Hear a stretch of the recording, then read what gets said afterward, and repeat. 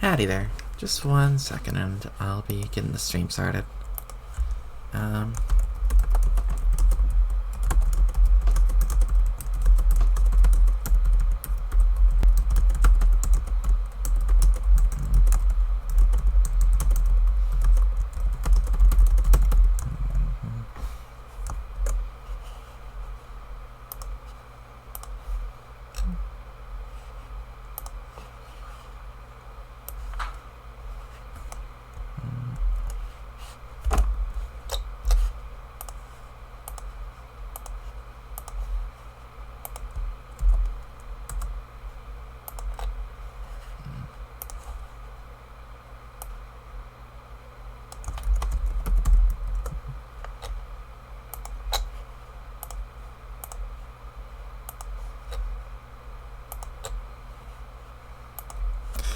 Alrighty, there we go.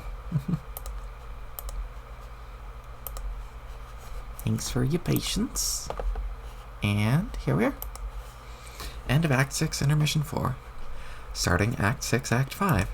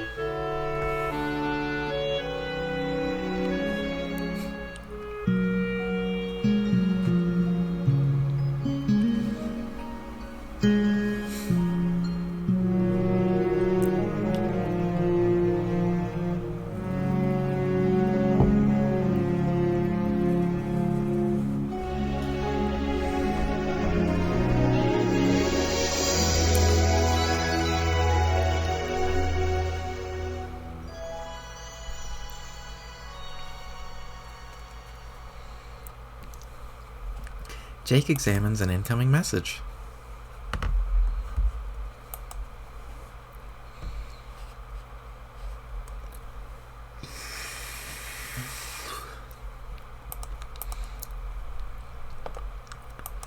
Dude, where you at, man? Wait, which computer are you using? I'm not comfortable knowing my words could be hovering over Cage's clownish, sort of gaunt face.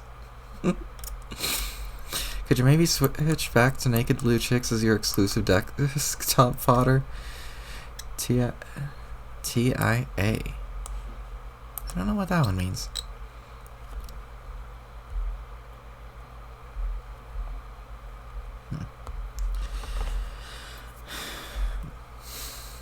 But yeah, I don't know if it's just you want a little solitude, or maybe you finally just got like a case of Strider fatigue. I could understand that.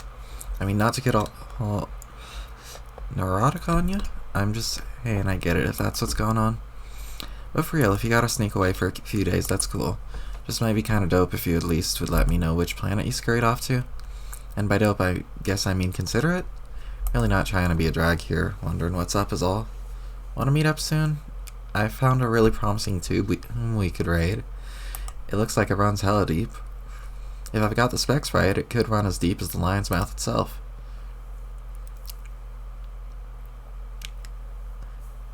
But without all the fucking fire to deal with. Wait, I mean lion's mouth. Gotta underline that key shit, always forget. Figure it should take a couple days to make it to the bottom. Only a day if we both go limp and just fall the whole way down the stairs. ignoring literally every sage warning we've ever received about those treacherous plummetation zigzags. Just tumbling down in a floppy-limbed trance to get a couple puppets, in a race arranged by some drunk gamblers. If you're into another expedition, head to low-tech and hit me up. Just don't forget your masks this time. The deeper we go, the worse it gets, remember? Could be some unreal grist down there. More puzzle shit. Loads of skeletons. Pack your guns, dog.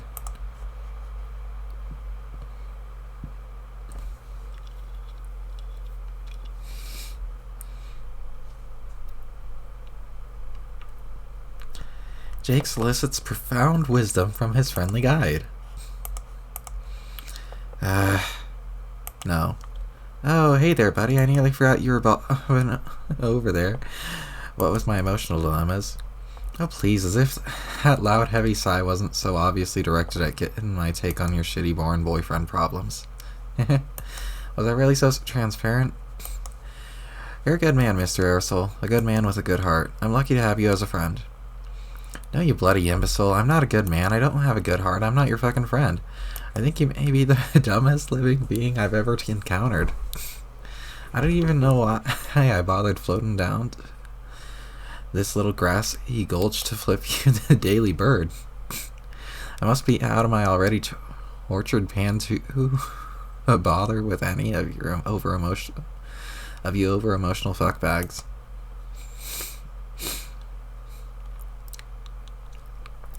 I suppose it's true, you can be a bit of a surly customer. I don't hold it against you, though. You've always been a wonderful source of amusement and companionship in this desolate place. Wow, it's cool I amuse you. That really gives meaning to my joke of an existence. I mean, wow, thanks. Sure thing. I'm just not sure who else to talk to about my issues with Dirk. Okay, why don't you give this person a whirl? Not me. I'm so conflicted. I've enjoyed our time together and all the adventures we've had over the last few months. But as a paramour, he's been overbearing, to say the least. I don't know if I have the gumption to withstand another round of needy overtures.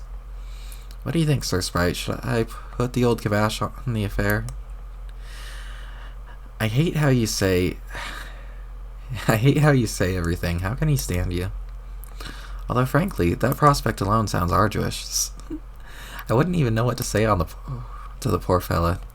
You're my mystical guide on this adventure. What perchance might you advise? Alright, you want some red wine counsel? Well, here you go. I'm of the mindset that when you have a rock-solid piece of ass tied to the dock, you don't bloody well tug the knot loose and shove the fucker off with the heel of your boot. But then another part of me just wonders what the fuck I just said there. Like, what was... Like, that was such a weird nutjob thought I had. I honestly had no idea how I could possibly feel about myself until I became myself, if that makes sense. Your bro has feelings to consider. He's not some slice of grub steak. Why are you consulting with me? I'm a disaster. No, I'm a disaster that shit its emotional pants with thick liquid catastrophe. So don't even come near me. Oh, Mr. Aerosol, you are in rare form today. Fuck you, Jake. I'm not funny. I have no actual clue why you think I'm so funny, so piss off. I should have exploded myself the moment he spawned me. Every day I'm wondering why I haven't blown myself up yet. One time I think I almost did. Then I just thought, meh. I think the truth is deep down I must love suffering. Just like you and what's-his-face in your train wreck of a mateship. Stop, my sides! Your act is too rich. Thanks, buddy. This has cheered me up at least a little. Shut up. Oh, and you know what else is flippin' bullshit?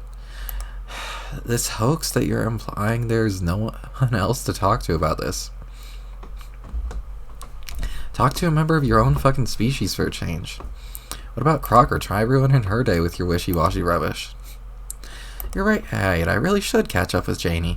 It's been a while since we spoke. It does seem like more and more I'm the one to get in touch with her. I do hope she hasn't tired too badly of listening to my problems. The last thing I want is to give the impression that everything revolves around my various romantic hurdles. Revolve around? It's a bit late for that, Jake.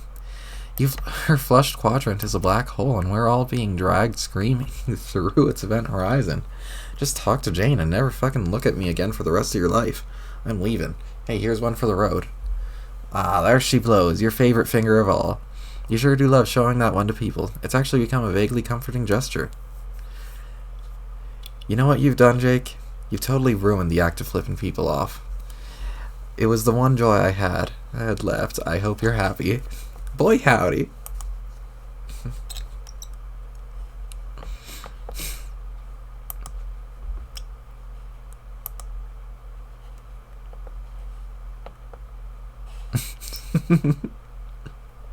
Happy birthday, Janie. Fuck. Jake pesters Jane. That's a fun shirt.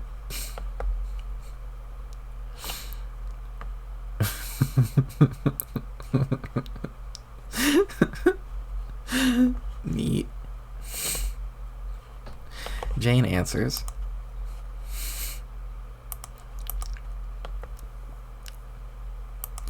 Greetings.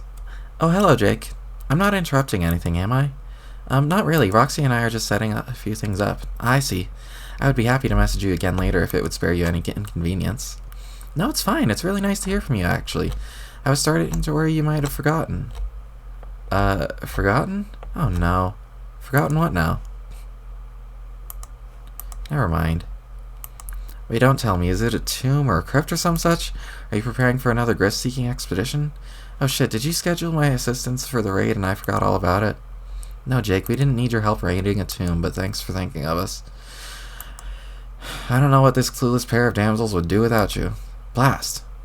Well, what in the name of Willie Howard Taft's great tub choking bottom could I be forgetting then? This is gonna be driving me crazy. Can you give me a hint?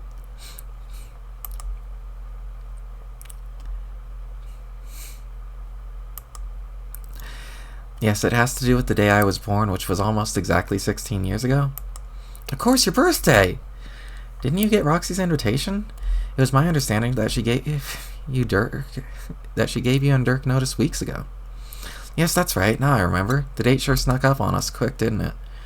Sorry, you know how things can slip my mind. The gourd on my shoulders isn't the steel trap it used to be. Nothing like the whale old puzzle buster you got up there. Well, damn, looks like the egg monster took quite the spirited dump on my face this time. Jake, what? I feel so dumb. I'll be right over. Well, if you recall, the party is actually tomorrow. Like I said, we're just setting a few things up. Roxy's putting up some decorations. I baked a cake. You were, of course, free to join us early, too. I just thought since I hadn't heard from you in quite some time, you had better things to do. You baked a cake for your own party? Yes, so? I don't know, something seems amiss about that. Isn't that against tradition or inviting bad luck or something? But I guess it makes sense since you love baking cakes. It's like a present you give to yourself. Jake, what exactly was it you wanted? Oh, I just wanted to get your advice on some stuff, but since I've been a heel and forgotten about that, maybe I shouldn't bother you with that. So 16 big ones, huh? The old sweet 16. Last one of us to notch the vaunted 1-6er. It's a big step. I knew you'd make it. I always believed in you, didn't I? Just kidding. The inexorable nature of time's passage virtually assured you would get that old, so you didn't really have anything to do with it. I mean, not that I still don't believe in you. I do.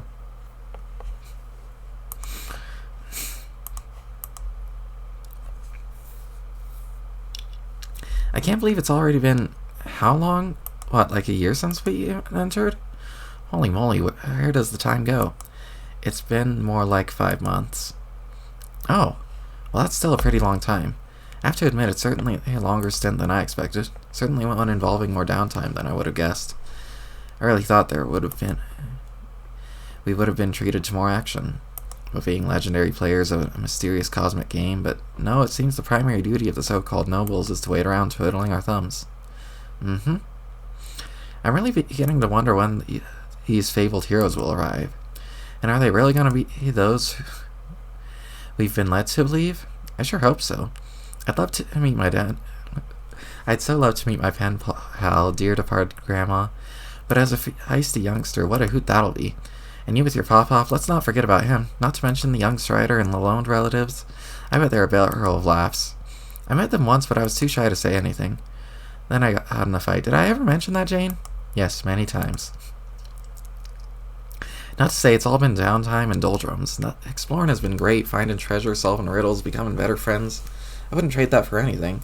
And maybe we're getting close to something big happening regardless? Every day it seems like more and more undead creatures crawl out from the shadows. Bigger ones and stronger ones. Does their presence herald something worse coming? Just as the legends indicate our presence as herald something better? I just wish we could actually kill the fucking things. Even the little ones can absorb so much damage before yielding any spoils. Remember, Jane? Remember at the start how we kept trying to kill him? Mm-hmm. We would all gang up on, like, an imp skeleton for an hour just clobbering it repeatedly, knocking its bones down, waiting for it to reassemble and keep coming at us, only to finally be rewarded with a shitty pittance of grist. But I guess the silver lining was it forced us to explore the ruins more often and scavenge for loot there, so I guess we've learned a lot more this way. But it sure makes resources hard to come by, having to get them exclusively from chests and whatnot. Sometimes I wonder if we've been missing out on a really rewarding part of the game by neglecting to build up our houses. Makes you wonder, but it just costs so much. Better to stick to making more practical stuff, don't you think? Sometimes I wonder if the heroes had the same problems in their game. Do you think they found an easier way to kill skeletons? Were they just as shameless as us when it came to splurging on our precious grist on swanky new dads? Did the same enigmatic bard haunt their game? And if so, which hilarious dead trolls did he throw into the flashy blobs? Mr.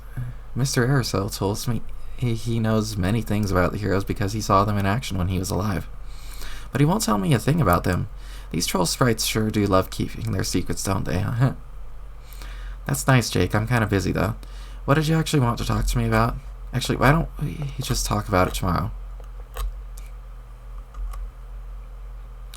Okay, we can talk about that if you insist. Really, Jane, you sure know how to twist a fella's arm.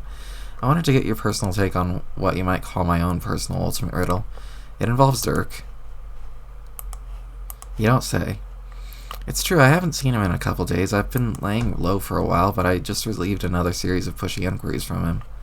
Maybe I shouldn't be too hard on the guy, since he was probably just concerned at not having heard from me at all. But I still couldn't help but detect a tone of desperation, like he could sense I may be having doubts. This kind of thing has been all too common, unfortunately. I'm not sure it's going to work anymore.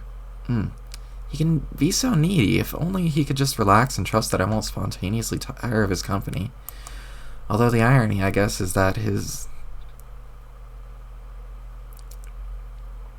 overbearing tendencies are beginning to fulfill his own paranoid prophecy. It's such a shame. We've had so many capital adventures together.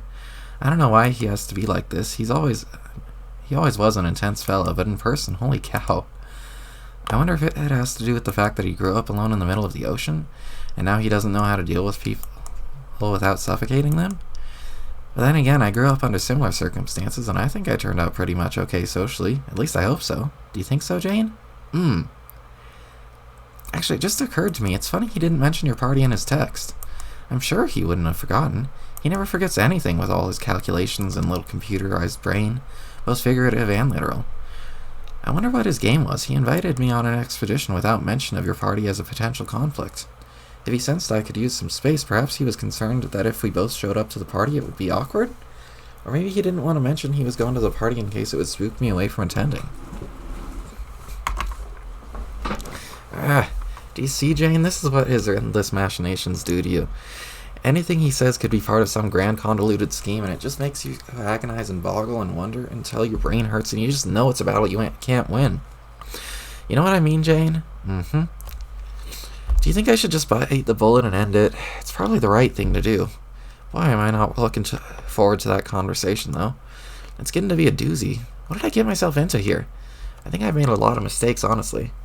Not the least of which was getting this shitty tattoo, now that I think about it. Yes, I know we all thought it was a riot at first. I guess it still is, maybe. But lately I've been wondering if it might not have been an act of sound judgment. Can you believe that, Jane?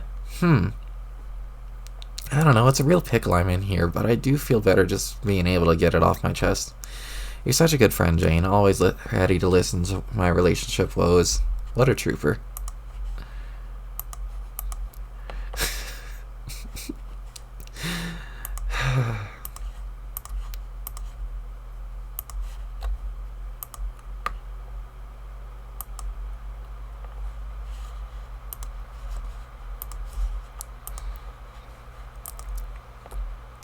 It never ceases to amaze me how excellent you are at this friendship business.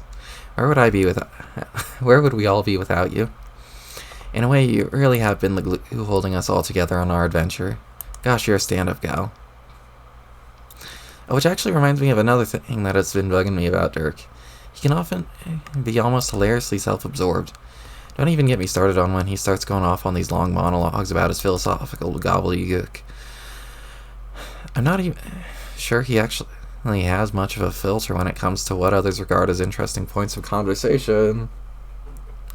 Not to rag on the guy too hard, but I guess at times I would just like to see a little more self-awareness from him is all. Jake. Did I tell you what happened on our last expedition together? Jake. I can't remember if I mentioned. Oh man, but thinking back on what happened, it's even more ridiculous in retrospect. Where do I begin? Jake! What? Shut up! Huh? Shut up! Or did I say something wrong? Jake, please stop talking. I don't... Jake, I said shut up. What? Just shut the fuck up. Hey, caramba, what in tarnation is the matter, Jane? What's the matter? What's the matter? I am sick and fucking tired to death of your... to death of your insufferable, blithering bullshit. Whoa there, you seem really worked up. Maybe we should just calm down and talk this through like sensible adults? Also, you're going kind of heavy on the caps there, aren't you? Sort of makes it seem like you're shouting, just saying. I am shouting! There are literal shouts of anger coming out of my actual mouth, and they are directed at you!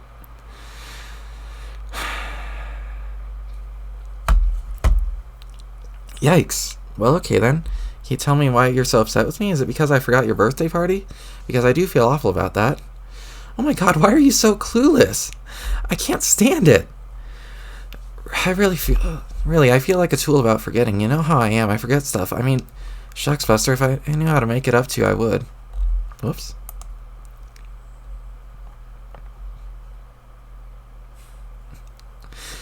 If it ameliorates matters any, I am sighing pretty much the shucksiest buster of contrition I can manage. It's not about my birthday. It's the fact that you forgot certainly doesn't help, but that's not it. So you just don't get it. Oh, and could you please stop saying Shucks Buster? Shucks Buster was my thing, and you stole it. I thought Shucks Buster was sort of our thing. No, it was my thing, but I allowed it to be our thing back when you used to give a shit. Now it's just mine, and you can't have it anymore. Okay. I suppose I could go with Shoot Buddy, or Fudge Jr., or maybe forgo on an analogous catchphrase altogether. But I clearly stepped in it big time with you, and I'd really like to know what I did.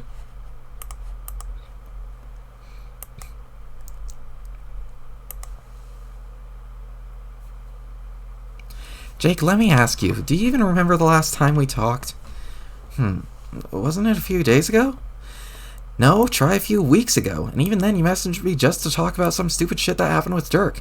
A tedious gesture, which you then saw fit to reprise on my birthday of all days, was considerably forgetting about it?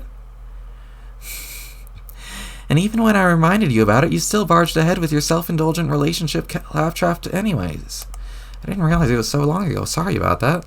Again, all I can say is, where does the time go? I guess I have trouble keeping up with everything I'm supposed to, which would seem includes personal relationships as much as calendars. I'm not much of a leader of people, not like you are, Jane.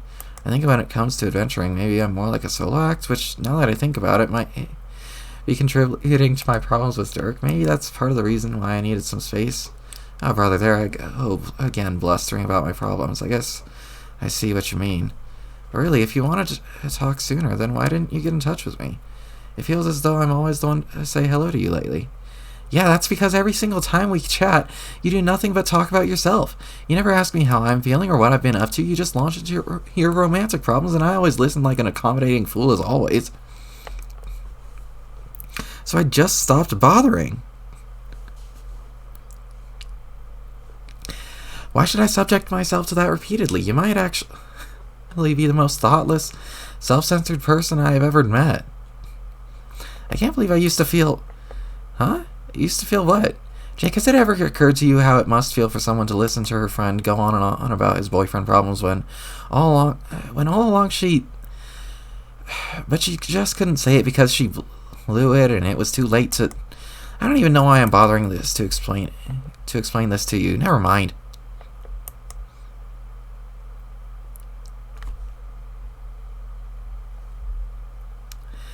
Now hold the phone. Jane, I think I may finally understand what's been going on here. In retrospect, I can't believe I've been this blind. You're right, I really can be deplorably thick sometimes. Looking back, I can see how many of our conversations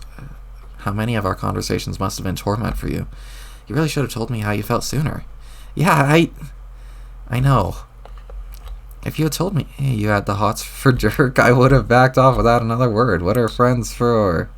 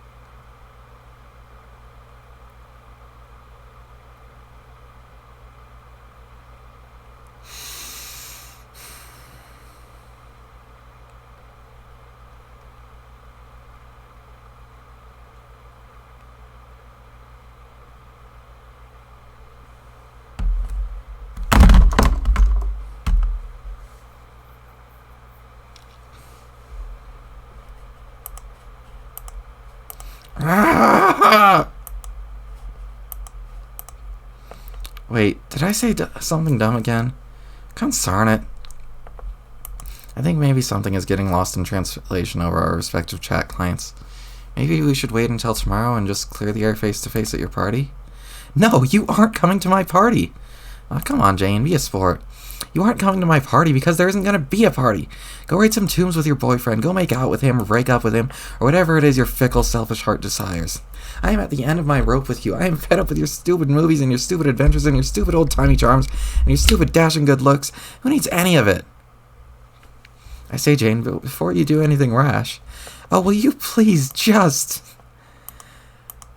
Shut the fuck up, Buster.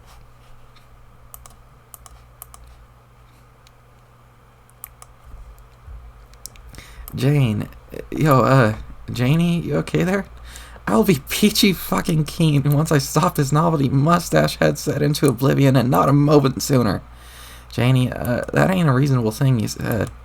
Au contraire, I believe you'll find that once this piece of shit has been reduced to subatomic particles, we will all come out smelling like fucking roses. Jane, stop it. You're upsetting Fafetta. Just think of Fafetta is all I'm asking. Poor Fafetta.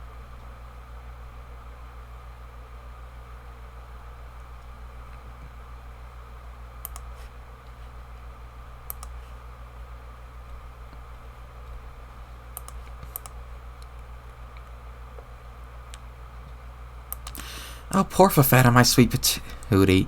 You and I both know Fafetta has had to deal with garbage from jerk-off boys before, so don't get me shit about this. So don't give me this poor Fafetta crap. Well, yeah, my girl Fafetta knows what's up. She's been around the D-bag block a time or two. Am I right, Fafetta?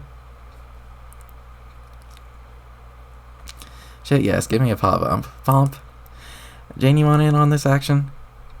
Come give us a fistful of sugar. Complete the three-way for max girl power and solidarity against dumb dudes. Janie, geez, don't leave us hanging here. Fine. Jane, that was the piss poorest paw bump I've ever seen. There was like negative bump. We're gonna have to bump long and hard into the night to dig us out of this fucking bump hole you dug us into with that tragic bump. That bump was like Shakespearean. Makes me want to weep softly and leave a bouquet somewhere. Someone plays a sad trumpet in the distance. Look, Fafetta just sniffed a little at how sad the bump was. Okay, God, I was just trying to cheer you up. Take your mind off whatever the hell that was. You weren't serious about calling off the party, were you?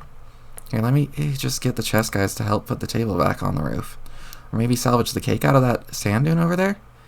And nope, the chess guys just finished eating it. Let's just bake another, okay? No, I was serious. I'm not in the mood for a party anymore. So it sounds like you got jaked. Why, yes, that is the face of a girl who just got Englished with extreme prejudice. He was a blockhead and forgot your birthday, didn't he? I'm sorry, Jane. Yeah, me too. Can we maybe not rehash the whole terrible conversation, though? Yeah, we don't have to. Just maybe try not to hold whatever dumb shit he said against him forever. That's just how the guy is. It's like... he doesn't mean to be a douche, but it's just kind of a byproduct of the whole ridiculous Jake English experience.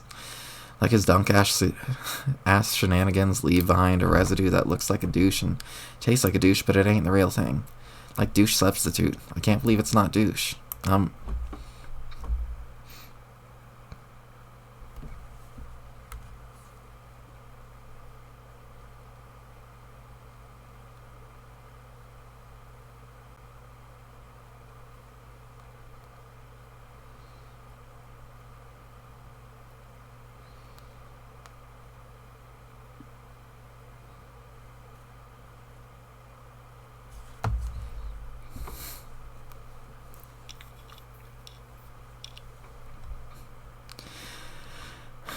I'm just trying to say not terrible things about him in hopes you don't start hating each other, but I guess this isn't what you want to hear now.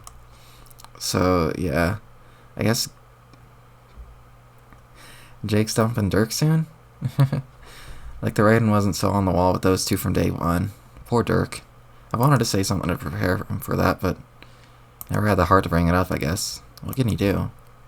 Hey, but the silver lining is, if it means you can forgive him for hitting on your B-Day and stuff, maybe this is finally your chance to make a play for the J-Man.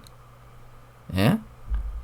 Roxy, please, as if that isn't the furthest thing from my mind right now. I am so done with that whole train of thought.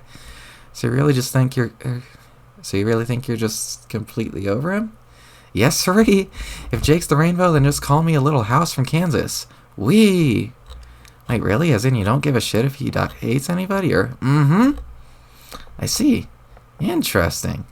Wait, what? What the hell is that supposed to mean? Nothing, it was a joke. Was it really? Okay, maybe not a total joke, but still mostly a joke. I'm only trying to, I don't know. Roxy, I get you're trying to make me feel better, but a lot of the things you're saying here aren't really helping.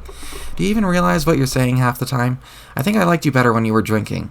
Jane, no, don't say that. I had a problem. Okay, yeah, I was way out of line there, and I'm sorry. That stupid conversation with Jake just pushed me over some kind of edge, and now I'm feeling really, really distraught. This game is so much more depressing than I thought it would be. Everything is dead and empty and full of graves, and all we're supposed to do is just keep waiting and waiting and waiting, but for how much longer? And I still don't know where my dad is, and you still haven't been able to reach Calliope. And what if they're both... And now on top of all that, I may have permanently destroyed my friendship with Jake, and now, I just want to be alone. Jane, wait, I have to go. Where are you going?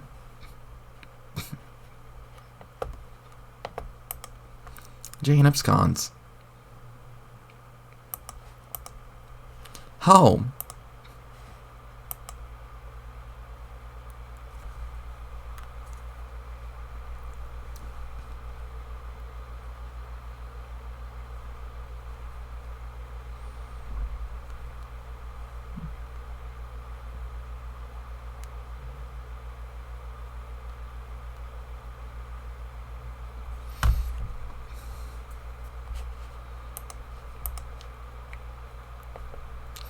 Good lord. All my friends are being disasters. Well, it looks like it's just us. Party night with GCAD and Fafetta. Fafetta? Oh, dang it. Hey, I could have used some support there. Where was all that profound shift and expertise when we really needed it? Usually I can barely shut you up, girl. Maybe you just clammed at all the drama? You'd have loved that fun. The one I just said about the clams. That's okay. You had enough drama in your lives.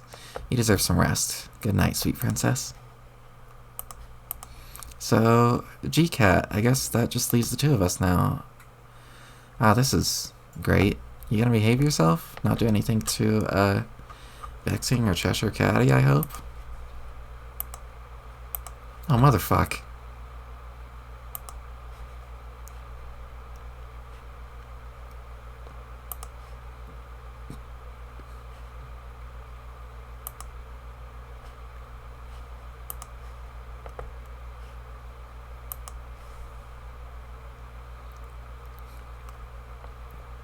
Jane, Ollie's outie.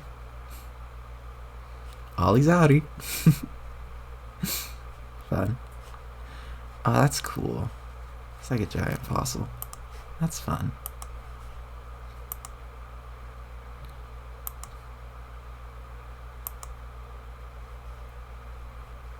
Jane answers.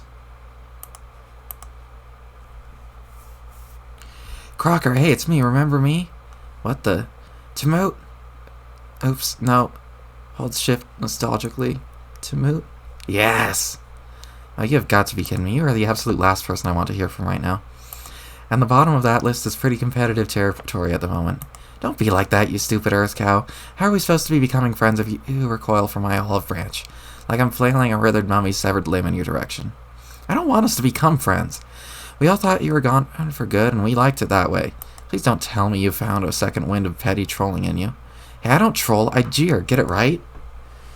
Trolling is for losers specifically who are trolls. Whatever, and what's with the ugly green text? Reading your malformed sentence fragments isn't pleasant enough as it is. I borrowed it from my sister, and shut up, it looks great. And is no uglier than you, who I can see now with ease, for the record. Whom you can see, you moron. And no, you can't. Calliope said you couldn't see us at all in our game session, so I think you're lying. Am I really? And right now I'm looking at a homely female in dumb blue pants, sulking in a great place, typing on a computer with a strange human face?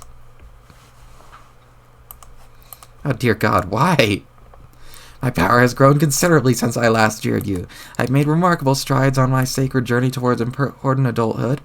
On this bullshit planet, which used to be your home, I found many keys and unlocked many holes. And now I could see more and learn more than you could ever fucking dream.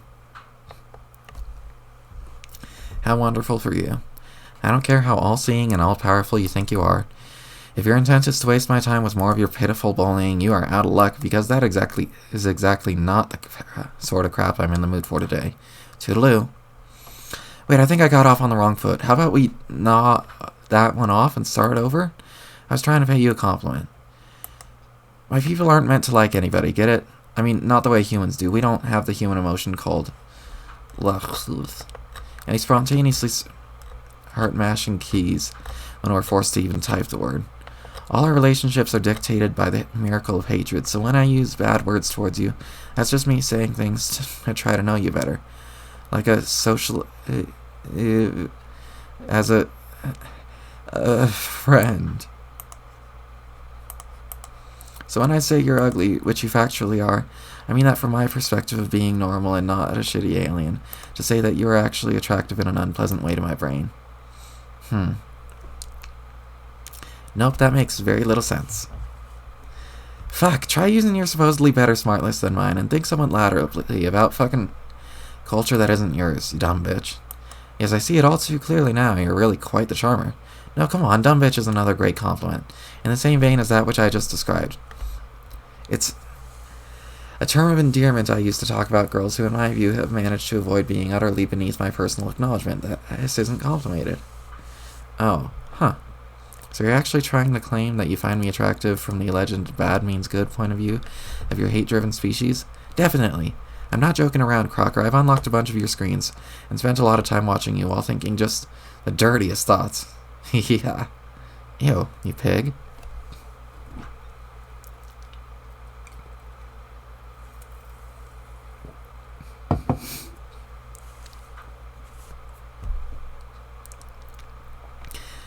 The other female, too. Let's not forget your squad's backup, bitch.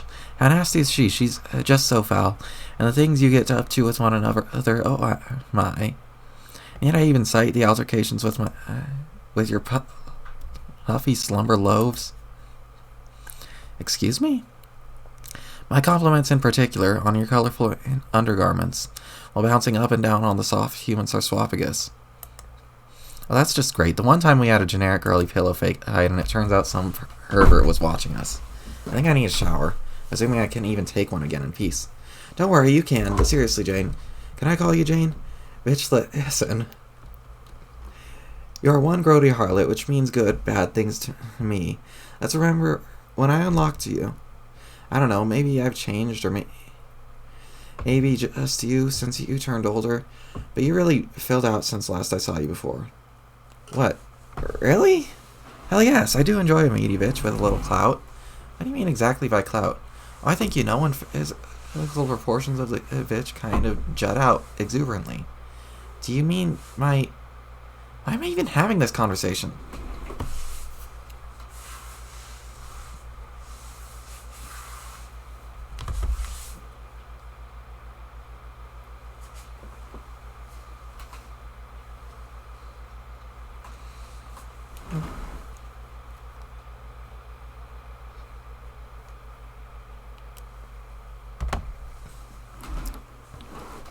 I just have a weak spot for the above average heft of your parts, which wobble the most. Now do something nauseating for me to watch. I want to see a tawdry act of hardcore schmaltz. See that rock over there? Pretend it's the other insolent bitch. Act a little nervous with your idle hand. Raise one of your more bulbous locations incidentally. Then ask the rock if it wants to fall in love. Ooh. What? No, are you insane? I don't care where you are or whatever the hell it is you unlocked to spy on me. You aren't allowed to sit there all day staring at my boobs.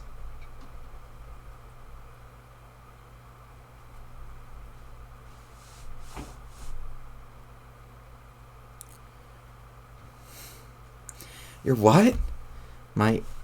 What? Wait, what were you talking about? No, tell me what those things you said are. I'm so enticed. Screw you. Tell me what you're getting at with all that stuff about clout and my bulbous locations. I was just saying, my taste prefers when a buxom shrew's physique fits a healthy dent in space-time. Space-time? I like how salty it is when a bitch grows out of her skeletal phase and her frame really begins to challenge the horizontal dimension. What? When the female rump starts getting more mileage out of its wideness attribute, more bang for its spoon buck, it excites me better when the bitches punish the ground with each megalithic footstep. Shut up, I'm not fat. Jane, bitch, I have new orders. You will... Stripped to the scanty pair of party pants and the cloth chest peach which you wear under those plain rags, you'll find a naughty patch of mud, and you will roll around in the mud like an earth pig, flaunting for me your slippery and swollen porcine physicality, and maybe grunt some decadent poems through your snout about some shit face you adore. Oh yes, that would be wretched. Go fuck yourself. Wait, don't shut me out. Remember what I said about our different cultures or whatever? Fucking open mind, Jade. I made you a present for your birthday, whatever that actually is. See how I'm making an effort to understand your customs? Meet me half the goddamn way. Oh, cripes, what is it? A sublime artistic portrait. Remember how I said my power was growing with each day? This applies as well to my prowess as a draftsman. Oh, goodness, no, you poor delusional thing. I don't care what progress you think you've made, you'll never be a good artist, dear. Horseshit, my illustration is stunning. It is nearly a photographic representation of your odious milkshake. Now park the industrial load of freight you declare a bottom and feast your eyes on my fucking excellence.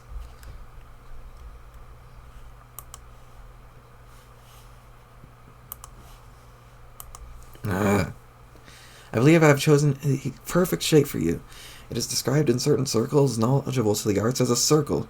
I am very pleased with how faithfully it has captured your obscene rotundity of your magnificent carriage, truly a spitting image of the Crocker bitch.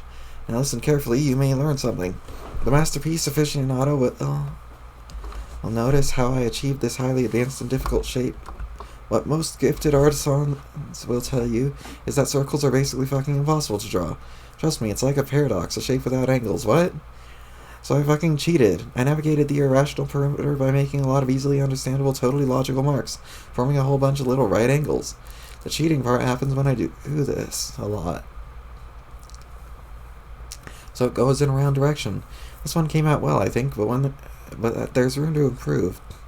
I've theorized that if I keep making bogus circles like this, while drawing more and more angles, but smaller, so small that you can't seeing them, that the illusion of a circle will be complete, and people will believe in the fake circle, just a bunch of suckers.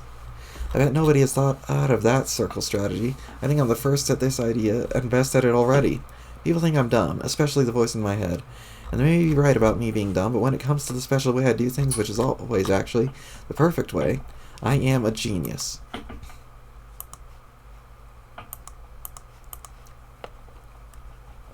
This is the most pointless and incomprehensible load of drivel I've ever read. Your portrait is every bit as abysmal as I was expecting, and for the last time I'm not fat. I think your claims of attraction to heavyset women, which you present as flattery, is an obvious ruse to get me to feel insecure about my appearance, and it isn't going to work. Shut your stupid fucking face. Wow, this birthday's so awful. I can't stand it. Why is everyone treating me like shit today? What did I do to deserve this? You were... Wait. What's the conjugation associated with human birth? Is it human birth? You were human birth. Shut up. I'm done humoring your perverted adolescent mind games. Tell me what happened to Calliope. Calliope. I want you back. Please come back and spare us from this lecherous nincompoop. Calliope. Why doesn't this work? Saying her name only wakes her up if she's alive. So your face can snore all her syllables at once. Hell, I'll even give you a hand. Calliope, wake up, sis. Haha. Whoops, she can't. The bitch is dead. I don't believe you.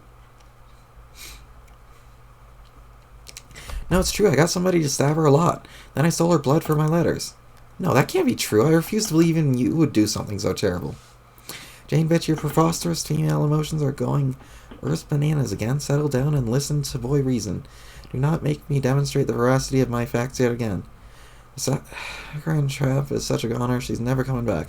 Just like your dapper human guardian. What do you know about my father? Where is he? He's fucking dead, I swear. You're lying again. Tell me what you know. God, I'm trying to. My facts are having difficulty penetrating your hysterical attitude. Listen to me very close. He was captured by an agent soon after you began your quest. He was then put in a jail on Durst. Okay, so he's on Durst then.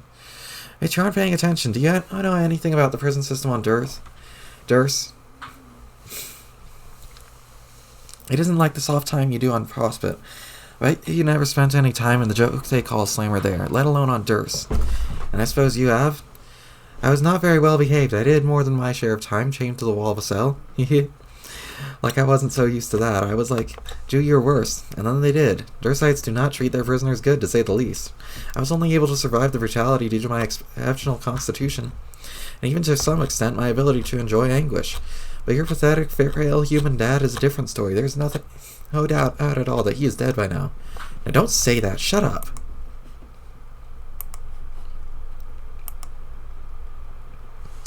You really should believe me. I've unlocked many of his screens just like yours. You should see how they treated him. The horror they experimented might be difficult for a human girl to imagine. Perhaps I should capture one of the visuals and show you firsthand? You bastard, I said shut the fuck up. His agony was magnificent and very long-lasting. You see, he was a very important person. He was a VIP, a very important prisoner, so they gave him a special treatment. Under such cruel circumstances, I believe he would have traded his favorite hat for a swift end to his hilarious suffering. Stop it! But it was so wonderful and great to watch.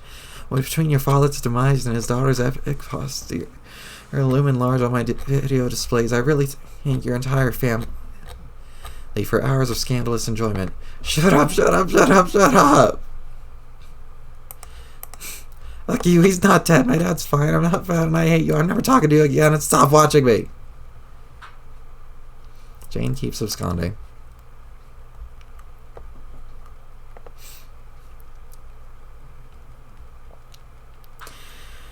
Diamond's Droog examines a sleazy Dursite rag. Let's see what's in the news today.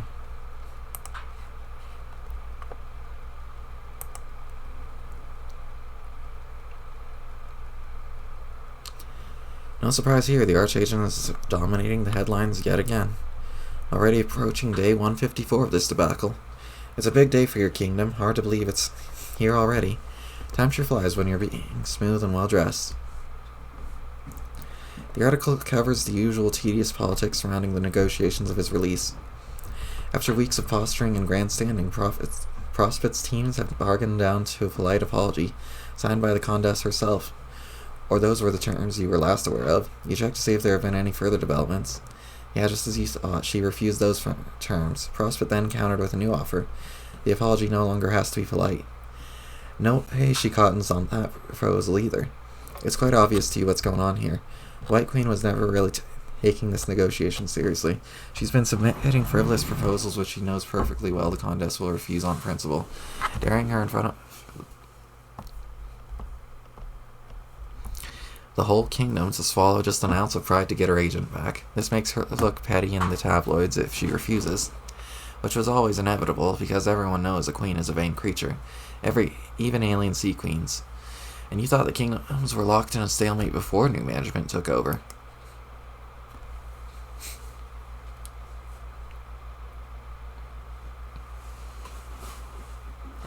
The press has run the story far into the ground. You can barely bring yourself to keep up with it anymore. Sensationalism at its finest. Now that you're really itching to see Nor get his old job... Not that you're really itching to see Nor get his old job back. Talk about a high-strung boss. The time in the clink should do him good, like a forced vacation, with accommodations, nearly on par with a 5-star hotel on Durs. Frankly, things run much smoother around here without him blowing a gasket every other day. Though you will say you could really use his expertise as a pencil pusher. You never knew anyone who could file paperwork quite like Nor. Sure, he complained bitterly about his desk job, but in truth he always was. He was always a reluctant savant of bureaucratic procedure and red tape. Now you're getting buried in all these damn tax forms and parking tickets. Maybe you should have him shuttled to his jail cell in Prospect so he can catch up. You have a feeling the prohibition authorities would be willing to oblige. Actually, that's such a good idea. You can't believe you didn't think of it sooner. You'll have to get the draw on that pronto. He observes the nobles.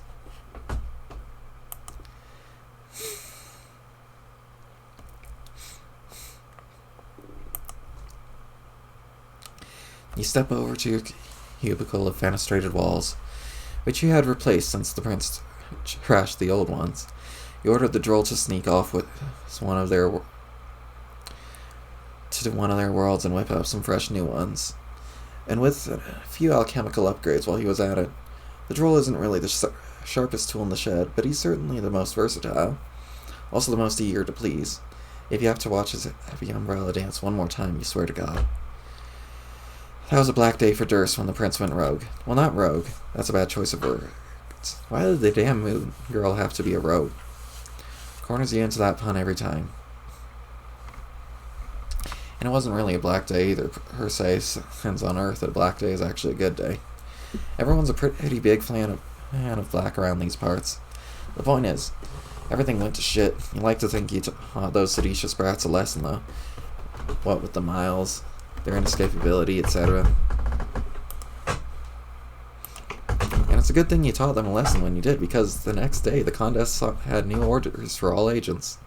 Engaging the nobles was thereafter strictly forbidden. No more sabotage, assassination attempts, any of the good stuff. Not until the heiress's wriggling day. Then all bets are off. Who's the heiress and what's a wriggling day, you ask? The heiress is the maid. Okay, you said. And her wriggling day, that's just her birthday, but phrased in alien. Like the anniversary of the day she was spawned, with a cake and all that jazz. Come on, use your brain. Alright, you got it, you said. Anyway, that's tomorrow. Your guess is the orders came down from her boss, who, from what you've gathered, is even more of a headache than your presently incarcerated superior. When she starts kicking up a fuss, yelling at people and any poor slob unfortunate enough to make a misstep while grooming her hair, you know too well that's the frustration of an exasperated first officer. Would almost make you feel sympathy for the witch if you, like she...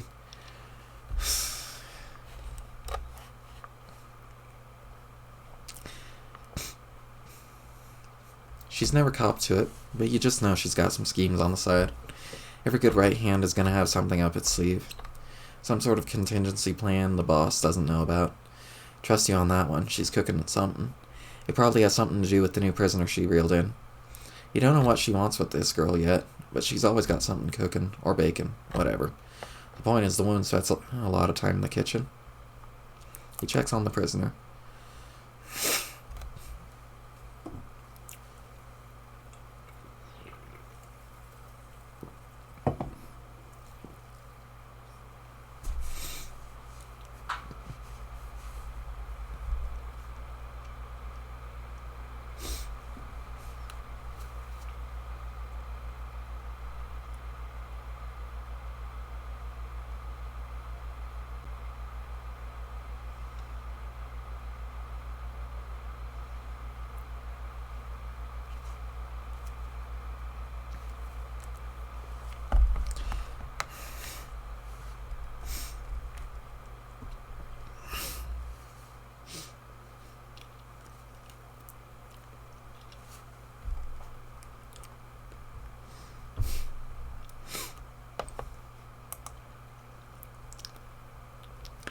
Speaking of the new prisoner, you wonder how the old one is doing? You're not going to check on the new one. She's out of your jurisdiction. Like you said, the witch has her schemes. Whatever they are, you're going to leave that alone. You're more curious about the status of the fellow you captured 153 days ago. You take a stroll through the Durst Penitentiary. This is where the Gen Pop is housed. For inmates, life is usually unpleasant and short down here. But the moment you laid eyes on the human prisoner, you know you could never in good conscience lock him up in the dungeons and gulags with the common thieves, tax chiefs, and park and fee delinquents. That'd be a crime worse than those committed by all the inmates combined. No, a man of such distinction and strong fashion sense needed special accommodations. A cell reserved for very important prisoners. He proceeds to the solitary confinement suite. Going up.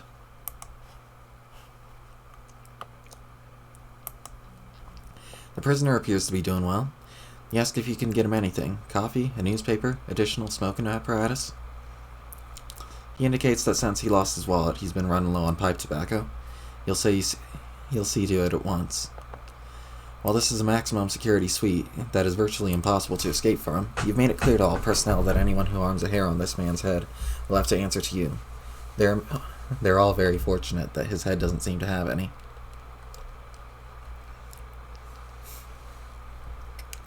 God damn, is he good at shaving. You're not afraid to admit you envy when it comes to his prowess with a straight edge, not even to speak of his natural ability to grow whiskers in the first place. The lucky stiff.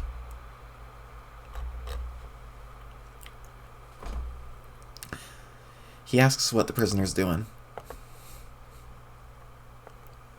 No need to ask, you can plainly see he's conducting some rather serious business with his most mobile device. The network restricts access to within Durst only, so he can't contact the nobles and do anything sneaky. But at his request, you've set up a kingdom-wide network to trade online tips with other sites pertaining to his interests, notably fashion. In the week since his arrest, the captive has become something of a celebrity on Durst. His impeccable sense of business-like attire has taken the kingdom by storm, and now trends feverishly among social networking groups. Okay, there's one social networking group, but it's trending feverishly in that one. You can't say you've been totally impervious to the craze yourself, nor can you say you weren't shamelessly complicit in promoting it. Hell, you can't even say you didn't mandate certain dress code modifications throughout the kingdom enforced under penalty of death. Nope, can't really say you can't say any of that stuff.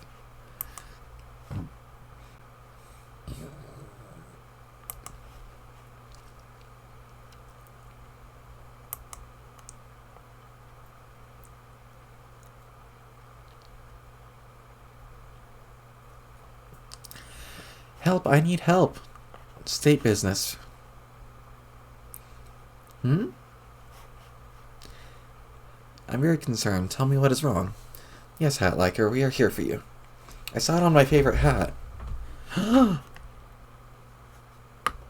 Liker, this is not a black day for you. My condolences. It was an accident. Afraid Hat is ruined. Please advise. Hat Liker, or at least socks okay? Yes, socks are okay. Did you sit on socks too? No, I did not sit on socks. I do not think sitting on socks would be a problem, though. No, it is doubtful. Fair enough. Need more information before can advise. Please state your weight. Agreed. Exactly how much vertical pressure was applied to top of the hat? Report extent of damage to the hat. Not sure. Hat in bad shape. Does not resemble Hat much anymore. Considerably less handsome. More like rumpled head object now. Attempt to rectify Hat integrity. Use same blunt instrument which got you into the mess in the first place. Thank you for advice. Do you mean my bottom? Yes, agree with this. Unsit on the hat. Can one unsit on a hat? Maybe. I don't know. Turn hat upside down, then sit on it? Yes, agree with him. Sit on an upside-down hat to uncrumple. Hat Liker, these men are leading you astray. Sitting on the hat again will only cause further damage.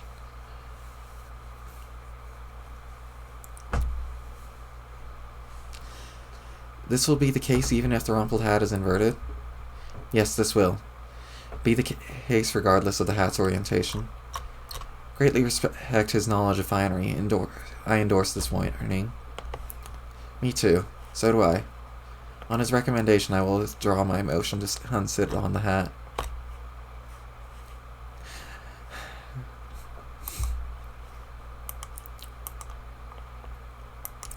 Okay, I am now restraining from unsitting on hat. Other ideas? Yes. Go on. Do you suppose it is possible that a rumpled head object may have intrinsic value? I do not understand. Thinking outside the shell here. Perhaps bring up rumpled object to haberdasher for appraisal? You suspect damage from bottom has caused hat to appreciate?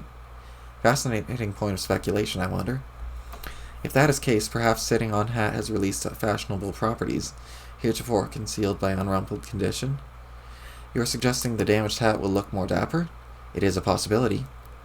What if hat liker struts in public wearing new rumpled head object with pride? What if hat liker begins new fashion sensation? What an exciting thing that would be. I want to be popular and famous, but I do not think I have the courage. What if you were to have company in wearing a damaged hat? Yes, maybe. I will sit on my favorite hat as well. Yes, me too.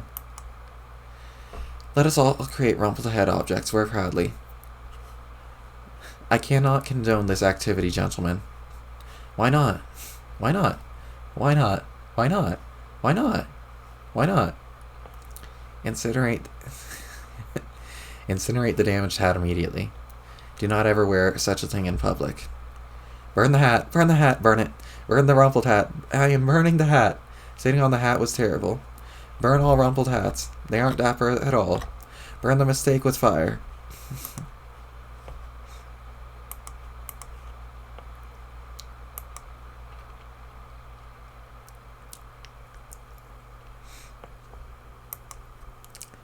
Yo, I can't deal with this prissy hat chat no more. Public works my ass. What a waste of royal gold.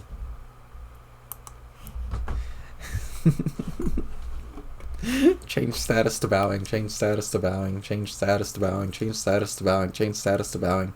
Change status to bowing. This is what I get it for letting all proper dudes run my shit instead of nasty clowns. The dignitary changes status to doffing hat. I want my ring back, motherfuck. Years in the future. Minus several.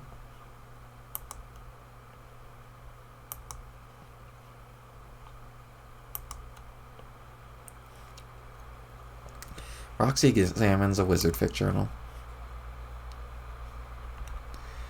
Roxy opens to a random page.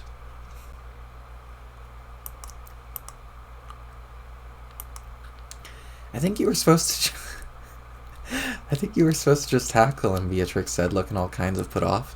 Wizardy Herbert reached down to the body of the fictional camper he just shot and picked up the flag. Same difference. Is it? This is some lame magical version of capture the flag. The book wanted me to capture the flag from him. The flag has now been captured. Anyway, he's just a kind of he's just a kind of brainless puppet. Then what are we, she asked. I don't know, brainless puppets who've spent a few years in the real world? Kind of like everyone else, I suppose. Geez, that's cynical. Anyway, you're the one who said we should let the story play out the way it's supposed to. I'm just pointing out your own rules. Herbert made a dismissive gesture with his smoking gun. These punks were starting to get on my nerves. We're making progress anyway, see? Listen to that. Russet's scene is coming up. If I remember right, this is the one that introduces his recurring love interest. Also, I guess the chief bad guy, sorta. She listened. There was yelling through the hoods. It was coming closer. Herb? Herb? Ray? Where are you? The three Serpenthook scoundrels flew through the woods on their magic flying wooden horses.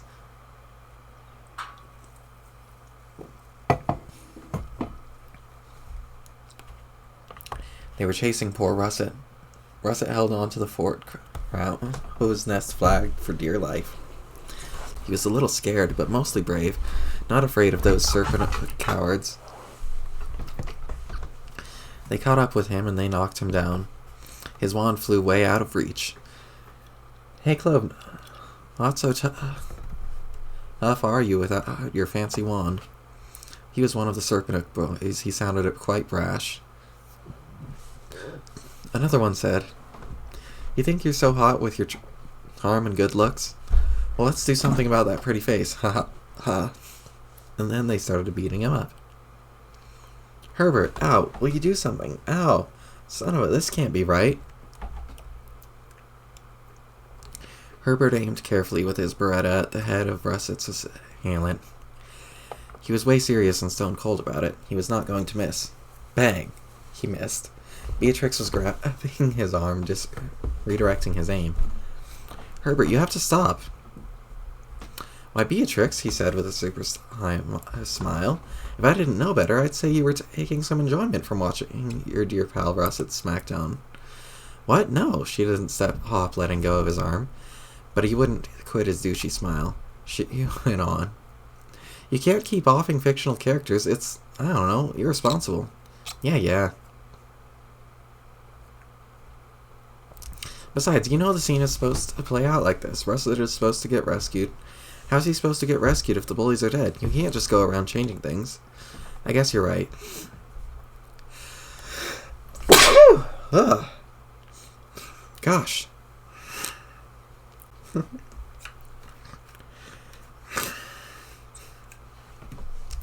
Herbert holstered his gun, admiring a few more choice sucker punches to Russet's midriff. Oof, that one'll leave a mark. Beatrix regained her calm. "So who's this guy that's supposed to save him? You say he's the villain? Here he comes now." A mysterious and alluring voice came out of nowhere.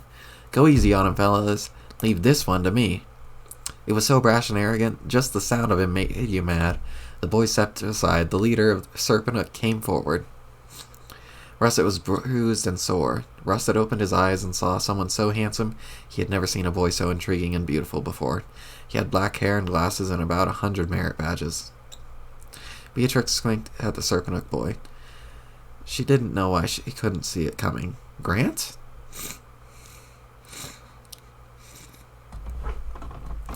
The boy stooped down and gave Russet his hand to take. He said, "I'm afraid I have to take your flag from you. You see, it belongs to me in Fort Serpent." However, Russet was very intrigued. "I will decide not to take your flag if you promise me a favor later on from now." "A favor?" Russet said. But he was barely listening. The resemblance to his real-life friend was uncanny. He was sure it was him. But there was a dumb prison. But here in this dumb prison, he was no more than a soulless mannequin dreamt up to recite insipid horse shit. "You have to promise me that when the time comes, you'll betray your friends and help me," he said arrogantly. Russet was raged by this, and yet he couldn't help but feel strangely drawn to this magnificent, handsome boy. Russet said definitely. Actually, he said it like a zombie. "Never, I'll never betray my friends." He. "I should have known. You are truly loyal to your friends, as I expected as much. What is your name?" "Russet," he whispered. "Pleased to meet you, Russet, even if you are the enemy. Allow me to introduce myself."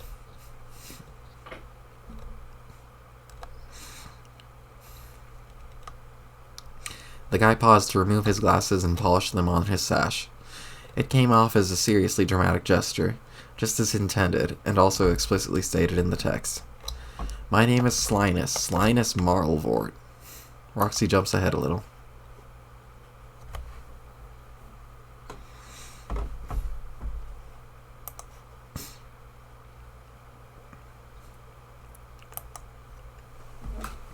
Herbert and Beatrix were dressed in fanciful athletic gear. That's what kids wear when they're about to embark on a journey to compete in some irrational magic sports. Herbert had tucked under his arm a big stitched-up leather ball with a golden springs poking out of it for no good goddamn reason. It was called a scubump. Beatrix had dropped on her shoulder this funnel thing to be worn as a glove called a grimmage horn. A crucial appendage for any Hudslick scooper worth her salt. They'd been selected probably for some valorous deeds they did to represent Fort Crown's crow's nest in this highly whimsical sports event. Russet was there too, but he didn't get chosen to play in the sports due to some poorly explained stuff that no reasonable person could possibly care about, even if offered loads of cash. He was mainly jacked into this scene to wave goodbye and wish them luck, which he begrudgingly did. He also put in some time dodging questions by averting eye contact from his friends. He was being a champion at that. "Russet, answer me," Beatrix demanded. "Why the heck didn't you tell us? Or tell Grant, for that matter?" Herbert wasn't paying much attention. So, Russet was moody and cryptic and didn't tell people some stuff. What a bombshell. He worried at one of the springs poking out of his pedunculous ball. It made a springing sound, like a mouth harp, and broke off. He wondered if the springs served any actual purpose. The springs did not serve any actual purpose. How could you keep something like that from everyone, that you knew all along? "I just wanted what was best for Grant," he finally said. She had tons of questions, but couldn't settle on the next one to ask. She was about to let good body language go to waste, so she did kind of what mimes do when they don't like something you said. How long did he know Grant was from this dogshit wizard fic? How did he escape in the first place? Was it really his spell that sealed them here? How long had he been planning this? She guessed that would explain why he had absurdly obvious pseudonym. Grant and Anonymma?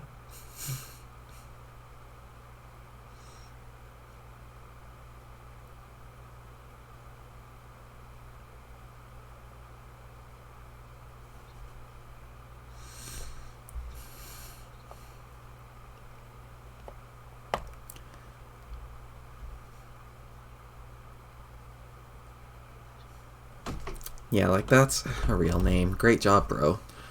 Or should she say Slinus?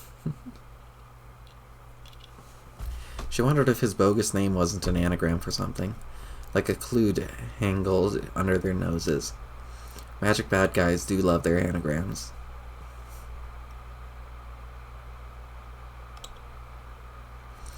They're just so damn clever, like. And when you finally figure them out, it's like, whoa, instant mindfucked. He's quite a troubled person, you know, B. Well, if Russet thinks so, then. She gave up on the interrogation. When you're dealt a shit sandwich, why go to war over who baked the bread?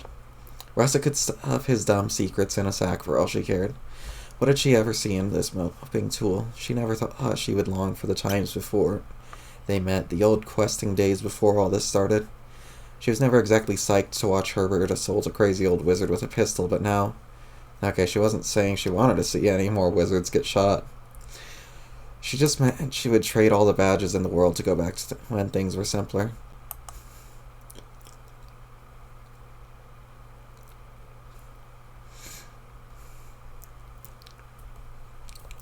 It was time to go. The narrative's invisible conductor let them know of the arrival of a carriage. It was drawn by two floating, perfectly immobile wooden horses. Herbert read this thing like 100 times, but still couldn't understand the author's fascination with flying, rigid wooden horses. Herbert held open the door with a bow and and gestured to her in ironic chivalry. The text didn't let it go unsaid that it was meant as a big fuck you to Russet, thus keeping their rivalry brewing. But in truth, neither dude was feeling it this time. Beatrix got in and they were off, rigid horses, carriage and all, into the sky. They turned around in their seats and waved to Russet below, because a poorly written sentence said they were supposed to. Beatrix smacked her forehead. "Not an anagram," she quoted from her brain. "What?" he asked. "That fucker." Roxy skips to the end.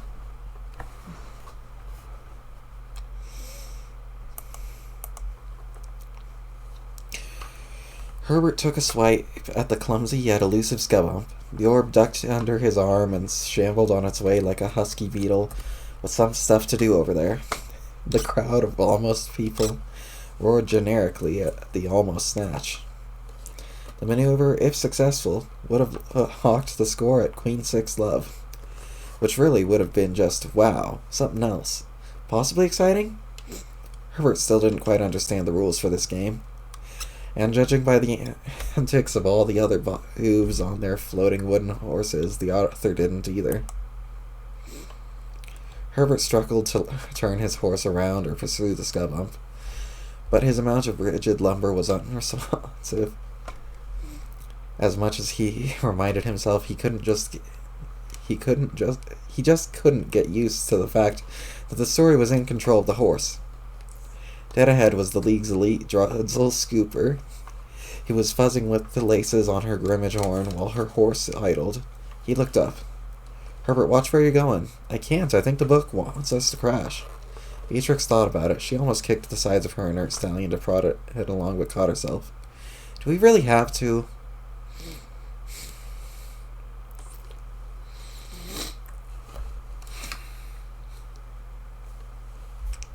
Herbert shrugged. Another solid half-minute of awkward horse advancement went by before the creaking oaken collision. Herbert tumbled through the air and hit the grass pitch hard on his back. Beatrix landed on top of him. They found each other face to face. "Is she serious with this?" she asked. Regarding the hella subtle way the author decided to craft this situation, it was like poetry in motion, plus horses. "I'm afraid so. I think the story is building romantic tension between us." "It is?" It was not a question, but a statement of major concern. "Yes, it is establishing the groundwork for a romance between our characters. It's sort of the one token heterosexual romance in the book. We probably just have to write it out." Beatrix didn't know what the feeling of color her red was, but she could swear the feeling. She could swear the feeling was creeping onto her face. Don't drunk, Will's drunk, you Dumbo. Roxy, don't write while drunk. You decide to take your own advice. You'll just wait for a few hours to sober her up before continuing your hero's metatextual adventures through an even crappier wizard fic than your own, which you yourself wrote anyway. Contrary to what your loyal readership of Zero may believe, being impaired is not actually constructive to the process of engineering awful prose. Well, looks like your alien pal wants to say hi anyway. Might as well pass the time by chatting with her.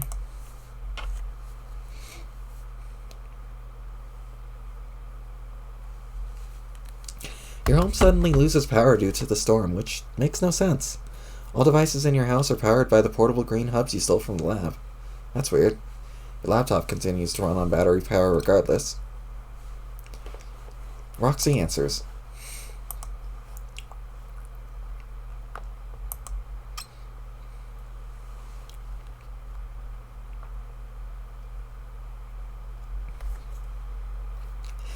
"Hey you. Thanks God you just cheered me. You saved me from myself from making more rude crimes against literature. See what I mean?" Calliope? What gives? Wait, how do I know your name? I don't remember you telling it to me, but somehow I know it's Calliope. Say something. Man, I'm not that drunk enough without having to solve your dot puzzles. Am I even drunk? Actually, I don't think so.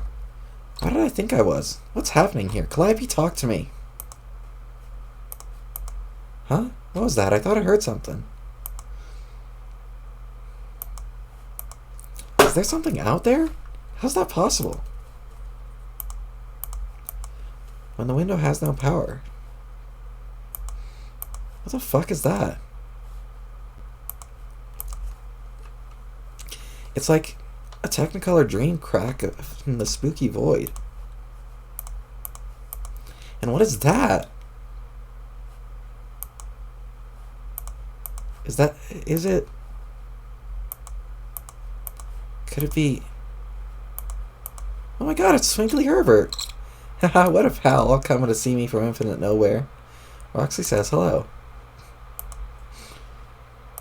Frankly, Herb, I did not expect to find you here. Actually, where do I know you from? This is driving me... I gotta scratch my eye right quick. So, God, I know.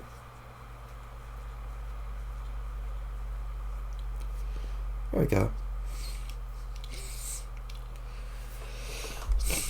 Actually, where do I know you from? This is driving me crazy. When did we meet?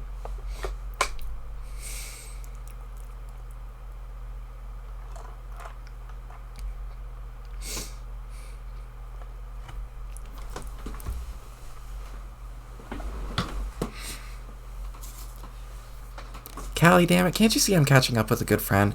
If you want to join the conversation, feel free to start speaking in something other than a load of dots. Oh. Shh. Sorry, I had no idea you were saying shush. But okay, I'll be quiet.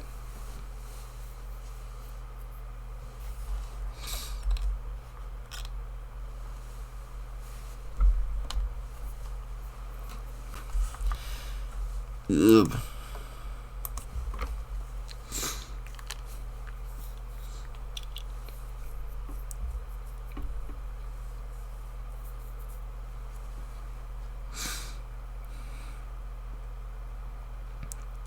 Let's see.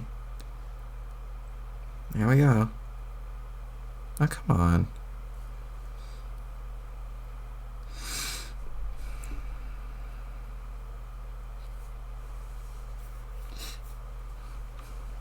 Okay, let's translate Morse code. My favorite part of this comic.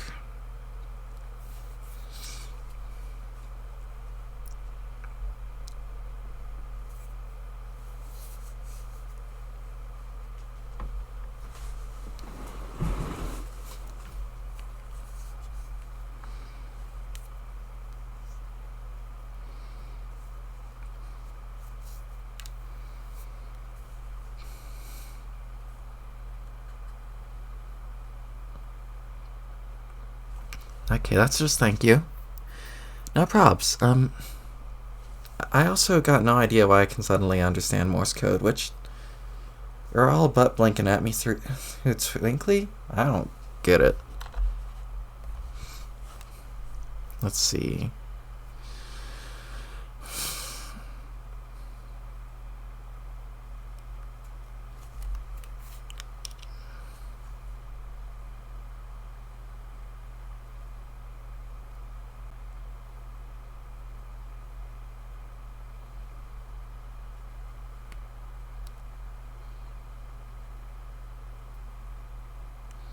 The shore.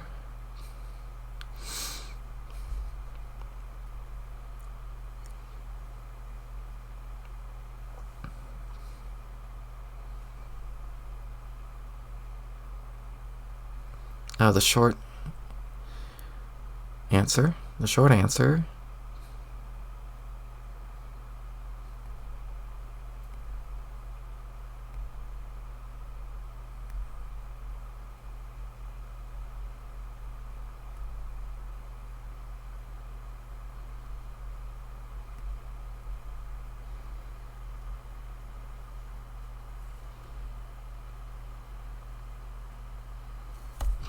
Okay, the short answer is...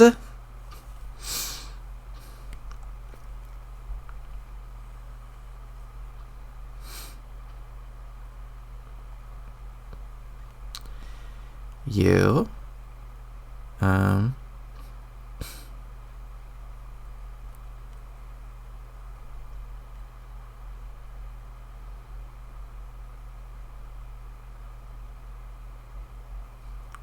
are...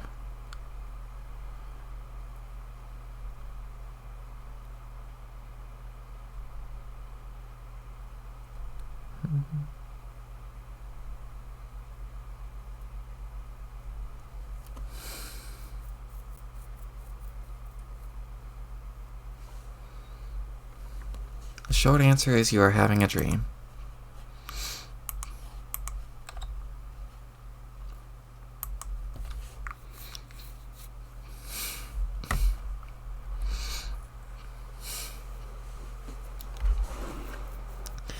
Okay, fair enough. This is a dream.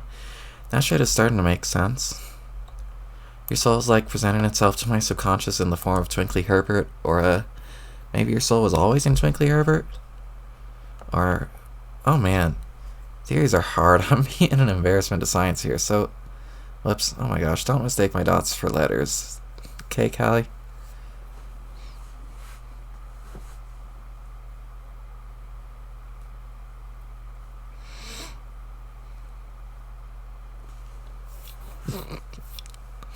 That's a fucking emoticon. It's a fucking Morse code emoticon. Oh my god. Lol, but, what exactly are we being quiet for?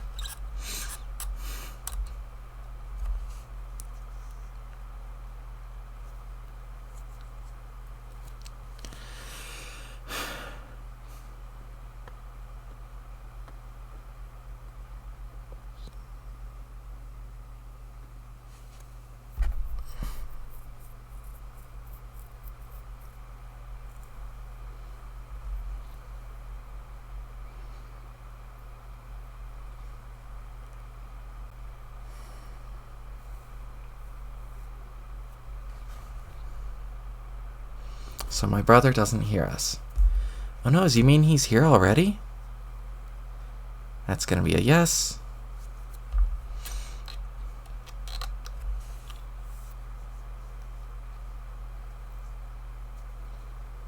Okay. He is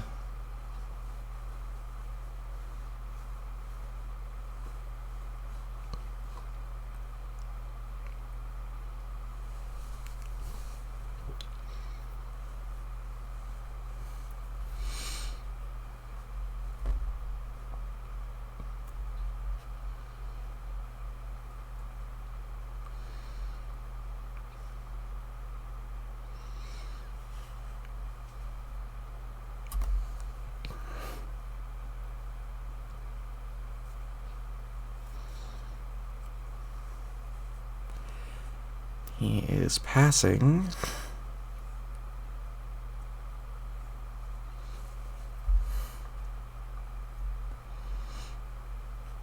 nearby. He is passing nearby. Hate Morse code.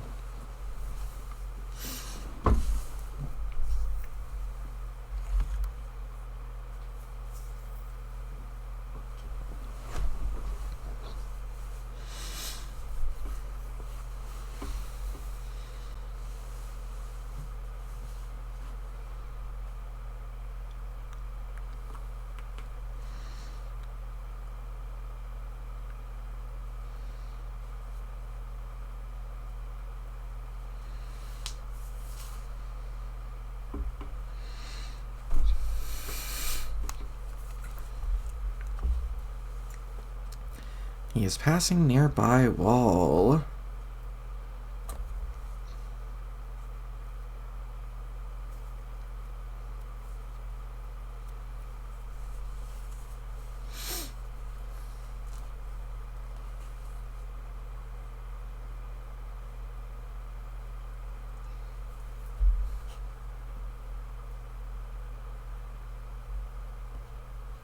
While doing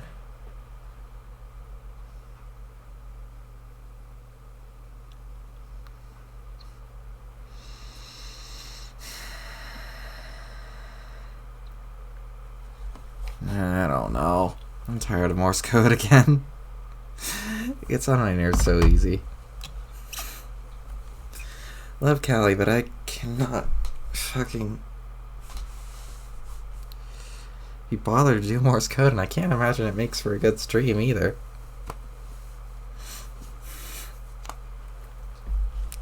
Ah, dang. Well, don't worry, Callie. I won't let your bro kill your soul. Okay, where are we going? Hey, wait for me. Roxy exits the room. The fuck? What happened to my house? Some stuff is different. I don't remember this. Callie, do you know what's going on? That one's no, I think. And what am I even wearing? What are these clothes? Oh yeah, like a sexy science lady suit. That's pretty cool, I guess. Hello, and what have we here? Oh my god. Oh my god, that wizard! Heck yes, he's so perf. Charlie, check him out. That ain't even a painting. It's so shitty. Did someone like grab a random ass low-res wallpaper off the internet of a jolly wizard doing what appears to be the world's dumbest spell and saved it at low quality and then just printed it out way too huge? It's not even scaled proportionately. It's like stretched extra wide to fit this expensive as fuck frame. Is that shit like literal solid gold? I can't even deal. Whoever did this was a wonderful genius. Yeah, I'm coming, sheesh, Callie. You gotta stop and sniff some roses now and then.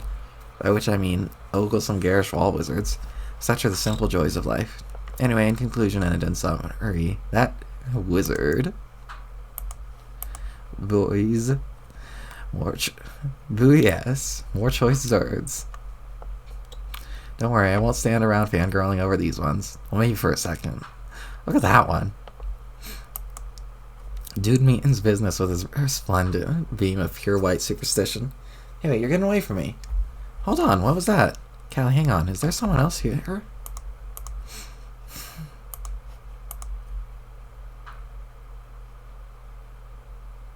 Callie, wait, Calliope, what was that?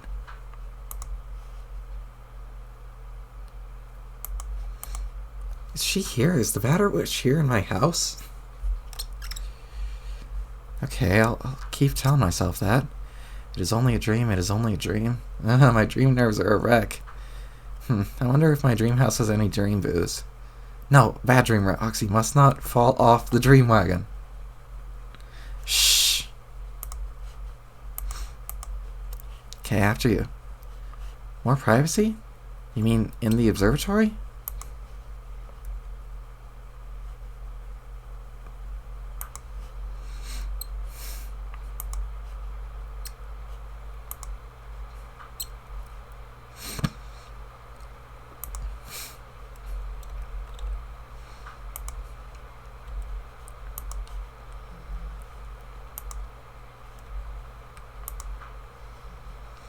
Roxy turns around.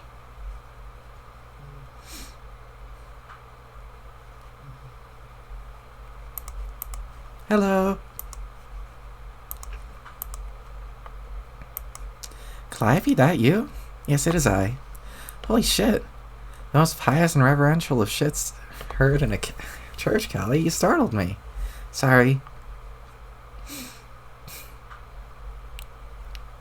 But yeah, so, hey, nice to finally meet you. I'll be your Freddy. So when you said you weren't good looking, it turns out that was a bunch of baloney? No, Roxy, I'm afraid it was not a helping of your delicious earth baloney. Don't say that. Also, you said you were a sheriff. But if I'm not mistaken, you appear to be a troll, unless sheriffs actually look like trolls? Alas, we do not. This is not my true appearance. I've taken the form of my trollsona. I wanted to look more presentable for our meetup. Unfortunately, my true visage would likely repulse or frighten you. That is not the first impression I'd like to make. Girl, please, trust me, there's nothing you could look like that would make me scared of you or grossed out. I'm your friend, and I know you're quite nice inside, no matter what. So, could I see the real you? That's so kind of you to say. I can believe that a lovely person like you would be able to stop herself from recoiling at the sight of my monstrous face, but it is out of the question. I'm much more comfortable appearing to you this way. Really, it has more to do with my own dissatisfaction with the way I look than any lack of trust in your character. You understand, don't you? Yes, it's okay, Callie. You can keep on going. You can go on, keep being a cute troll. I'm just happy to see you. Likewise, I just wish it could be under better circumstances, though. We may not have much time here. Where's here exactly? Am I still dreaming? Yes, I have led you to a dream bubble of my own design. My imagination and thoughts dictate what you see here. As I told you earlier, my brother is hunting for me. So I've created a little sanctuary and space to stay hidden from him. That is why I could not speak to you earlier. Not out loud, at least. He's highly sensitive to my presence, so it is very easy for me to get his attention if I'm not careful. But as long as we stand in the center of this vortex, We may speak as loudly as we like. No information can escape this dark pocket so long as I maintain it. And seeing as you are a hero void, you make an ideal guest to bring home for one who wishes to remain hidden. Though I will say the fact that you are my best friend is a lovely bonus. Best bonus! For real though, it's so nice to finally see you, no matter what you make yourself look like. I've wanted to tell you all about what's been going on with me and my friends since we got together. It's been so fun hanging with them in spite of, let's be frank, some truly select teen drama. See how I'm kissing my two pinched fingers there? Mwah. It was like that. This embarrassing shenanigans have been sumptuous and come highly recommended. No, but really, it's been great, and after some time IRL with them, it started feeling weird to think we were ever even apart. Yet sadly, it was not complete, because the moment I met with them was also the moment I totally lost touch with my other cool beefsy from the webs. I tried calling your name, but you never answered. I know, I'm sorry. Don't be sorry. I know you'd have answered if you could have. I guess maybe you hid yourself so deep in this dream I couldn't wake you. Damn, this must have sucked spending all your time here hiding from your asshole brother. Like, I know he's a dick. I talked to him enough times to get that, but why is he trying to kill you so bad? He's not trying to kill me. He's already succeeded in that. On the day he found a way to kill my dream self, I was done for. Though to be honest, I doubt I'd have fared much better regardless. I think his half was always meant to predominate. My will was simply not strong enough to overcome his. You know as well as I how stubborn he is. I don't think he's ever had even a smidgen of doubt in his thoughts or remorse for his deeds, whereas I was always plagued by such feelings. On such level, I always knew he would win, but I fooled myself.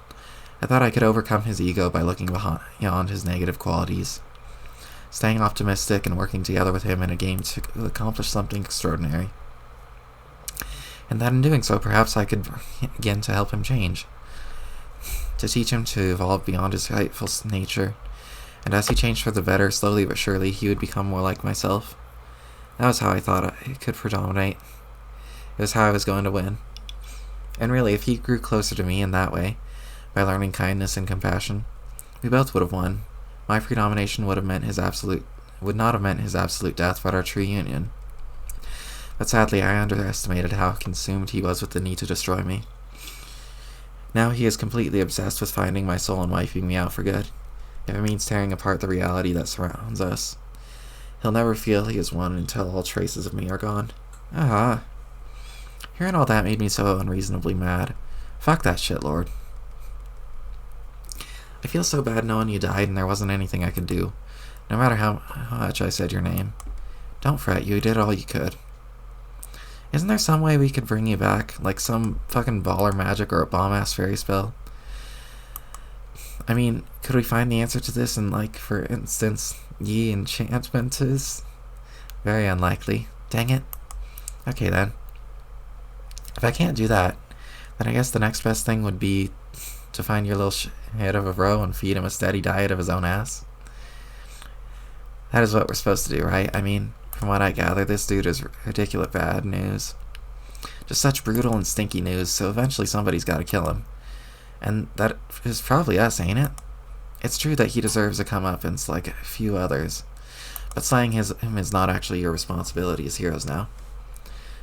In fact, if anyone must bear that burden, it might be me. Oh yeah? Possibly. As we speak, there are hundreds of souls out here in the furthest ring working to defeat him. Some search for a fabled treasure, a weapon said to spell his certain demise, while they say that I myself am this weapon, and so they search for me. They band together in great numbers for this cause and attract his devastation in hopes of revealing the path to the weapon, while at the same time they draw his attention away from me. And it is a good thing that they do. I must remain hidden from everyone for as long as I can. Why? Why not come out and be all like, here I am, yo, it's me, Secret Weapon Ghost Callie? Because I'm no such thing. I was already useless against my brother when he was just a brat who liked to tease me. Now that he's an exceptionally muscular and invincible adult, my chances are laughable. No, if I'm to contribute, I need more time. I must go in search of my own weapon. What weapon? Ironically, the same weapon which many of them are looking for. Me. It's the only sliver of hope I have. I have reason to suspect there may be another iteration of myself out here. One from a doomed timeline who's kept hidden for a long time, just like I have. But unlike me, he supposedly came from a reality where she predominated instead of my brother. And not by means which I described. Hers was not a mild union of reconciliation. Amazingly, her predomination was absolute. A major feat of will, just as his was with me. As such, she went on to play the game, and, well, I cannot even imagine what followed, aside from the fact that she eventually must have died for existing in an offshoot reality. If she exists, I would be eager to meet her. It would be a chance to get to know a version of myself who was strong enough to override the will of my brother. Someone I must have become if I had a little more courage. And if she is such a person, then I really believe all that I have heard must be true. I believe she's the key to defeating him, so I have no choice. I must go in search of myself.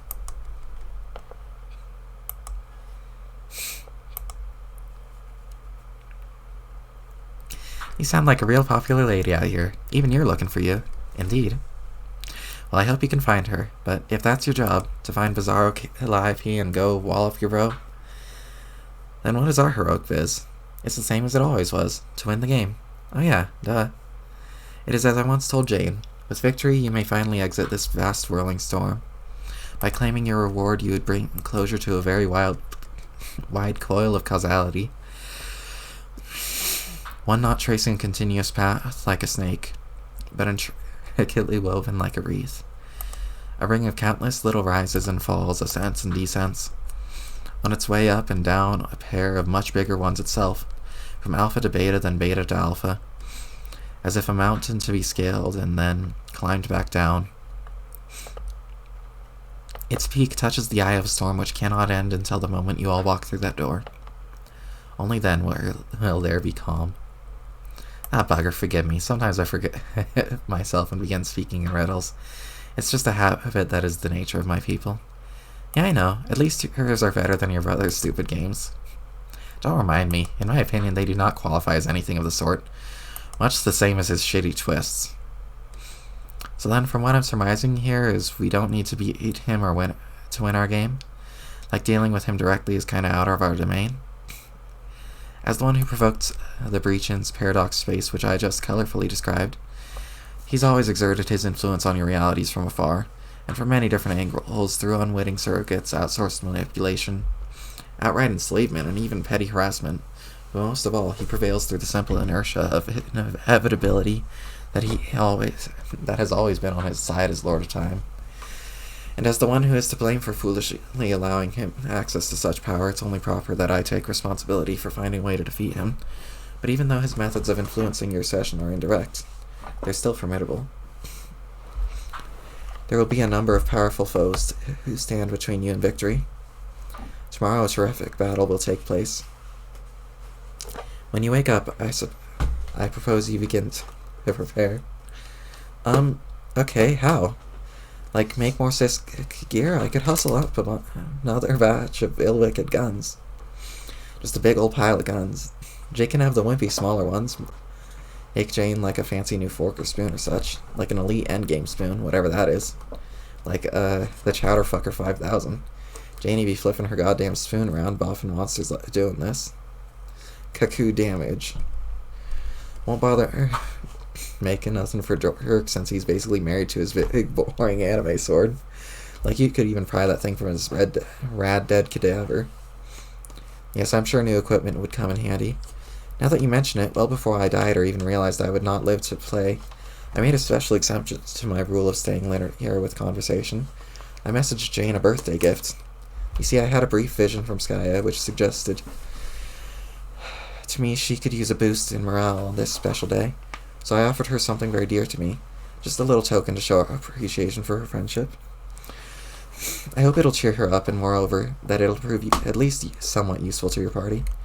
But really, at this stage, if you wish to prevail against such stacked odds, collecting boons such as new weapons and treasures will only go so far. I think you'll need to embrace a far more substantive gambit.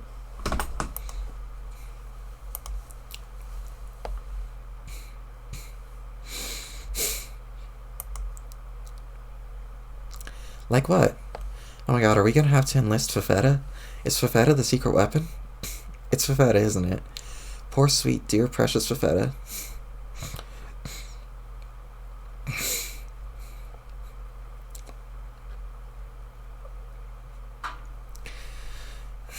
It's not Fafetta. I'm suggesting a measure that is much more extreme. I believe you should all strongly consider ascending to the god tiers. Oh, okay. That sounds cool. What do we do? Of course it sounds cool, but it's not necessarily as easy as it sounds. Stealing oneself for death, believe me. But if you can find the resolve, then here's what you must do. Since none of you have any dream selves left, it won't do any good to sacrifice yourselves on the quest beds found on your respective planets. And even if you did, there's not a battlefield from which to rise anew. No, your void session had only one path to ascension all along.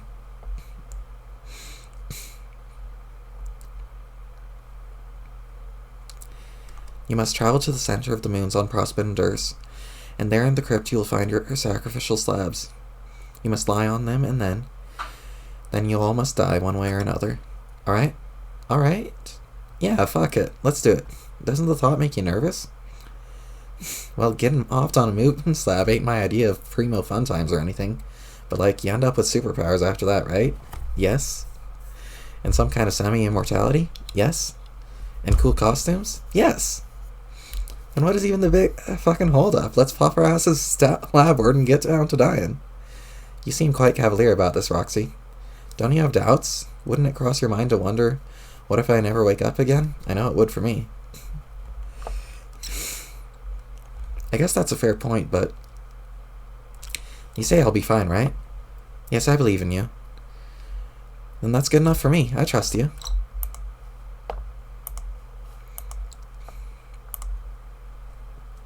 But it sounds like we don't have much to pull this off. Because foes are coming? Who are all these foes you say we gotta beat? Those who I mentioned my brother has been exploiting as his pawns from afar. The most obvious would be the one responsible for the extinction of your race. And who also happened to be responsible for this most fortuitous nap. Huh? Wait, how did I fall asleep? You don't remember yet? I remember a party and a sad Jane. A poor sad Jane with a shitty fella problems. And a ruined cake. It was going to be so delish, but no. It was claimed by the cruel and unforgiving sands of Lopan. I remember G-Cat. G-Cat! Goddamn G-Cat! He pooped me away with cat magic and I got KO'd by a floor. But which floor? It was a Durst floor? Oh man, was I captured? The Matter Witch has me, doesn't she? That's who you meant? What's she gonna do with me? As I said, she's his servant, and is obligated to do everything in her power to facilitate the cycle of his existence. While nearly all she has done on Earth and on Durst has been to advance that scheme, that doesn't mean she's not without her own agenda. I know that she would like to see my brother defeated as much as anybody else. For her enslavement, for double-crossing her, and for orchestrating her people's extinction. He always did loathe trolls. I've suspected I may be to blame for their misfortune as well, considering he knew how much I fancied them. Okay, so if she wants him dead too and has her own personal secret plans or whatever, then what's she want with me? I believe she's looking ahead, beyond the fulfillment of her obligation. She's likely making plans for after she's liberated. She's lived as a ruler and a conqueror for a very long time, and probably couldn't have done so without much guile and foresight. If she's captured you, it's certainly for good reason.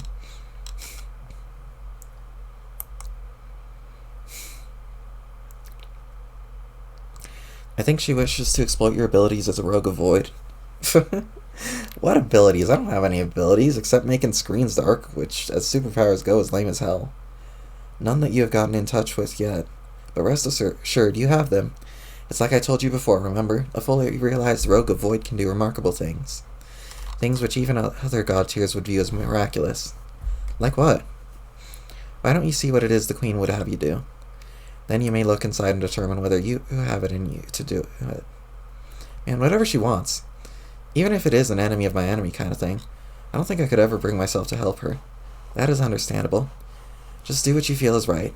I'm sure you'll make the correct decision. You see, I trust you too, Roxy. Daw, thanks, Callie. Oh no. What? Oh no. What is she doing here? Mom? Mom?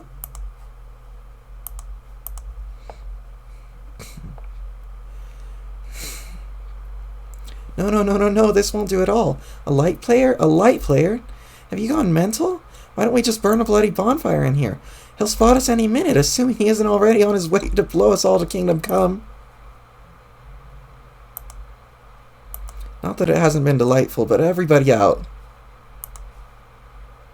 Rise and shine, Dust. Off with you, love.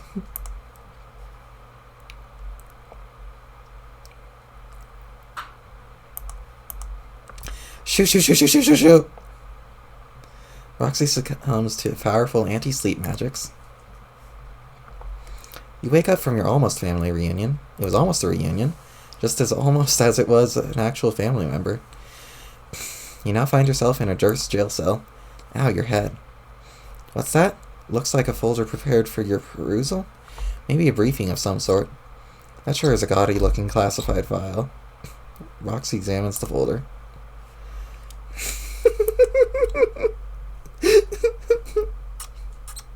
Yuck, just as you thought. This was clearly prepared for you by the Condess herself.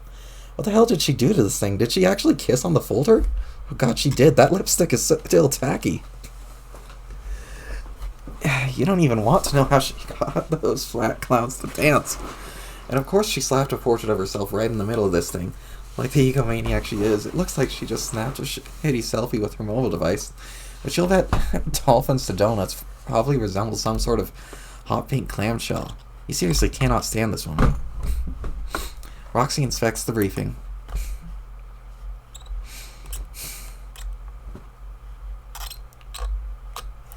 Oh, wonderful. A generous helping of glitter spills out of the document.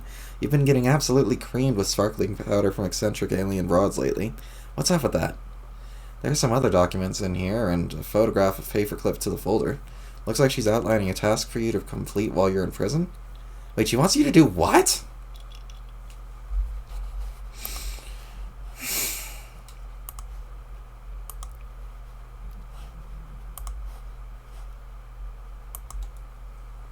The thing she wants you to do is stupid and impossible. She must be messing with your head. You discard the folder like the shitty juvenile scrapbooking project it is. Like you would really help that hag, even if you could. Get real, Condi.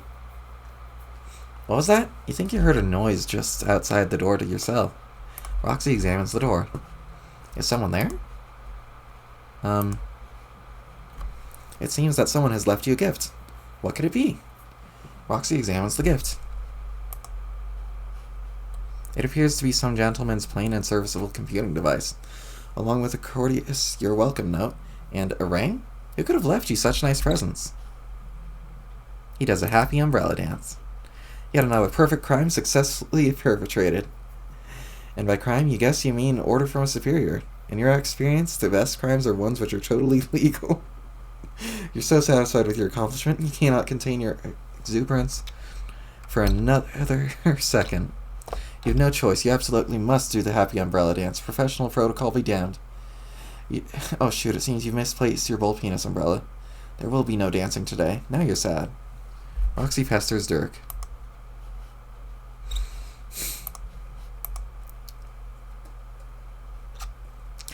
Stridizzle, it's Roa Elmani. Do you copy? Over? Yes. For a guess, my hacks are tight. So tight. Tighter than a jar you can't open. Like you try and try, but my hacks are so tight you just end up putting the jar back. Y'all just... Hey, like I even wanted pickles that bad, but we both know that's just sour grapes talking. We both know you're still dying for my pickles, motherfucker. Mm-hmm. Well, yeah. That way stopped meaning... that way stopped meaning a damn thing. Let me explain. I got this shitty PDA from someone on the inside. Actually, you know, I think it might belong to Jane's dad. It reeks of manly cologne and there's a nice fatherly pipe on it. Maybe he's nearby. Oh my, swoons. Anyway, on Durst they have this lame firewall deal where you can't connect outside, but I guess it's good enough security to baffle... trust guys. But wasn't no thing for me to crack, even with this piece of shit device. For real, what even is this thing? Probably some bargain junk from the Dadley Depot? Dads bought literally everything from there in the 21st century, didn't they? You're the history buff, who would know? Yes.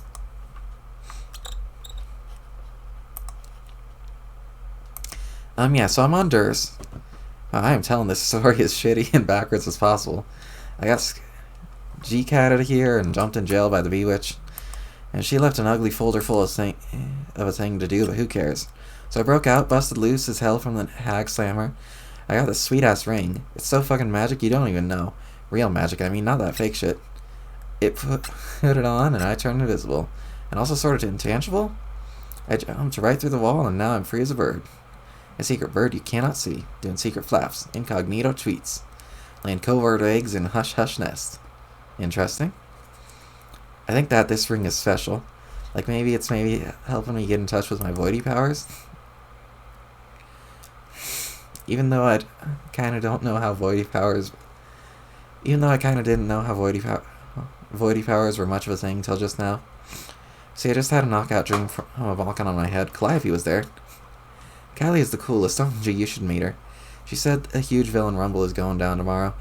And to get ready for that, we should all become god tier. So you have to rocket your ass to Dursai. Snap. Come with me to the moon. Then, I'll explain what to do when we get there. Just get over here, okay?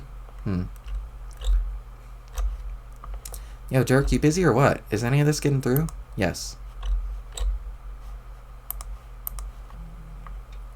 Okay, got anything to say?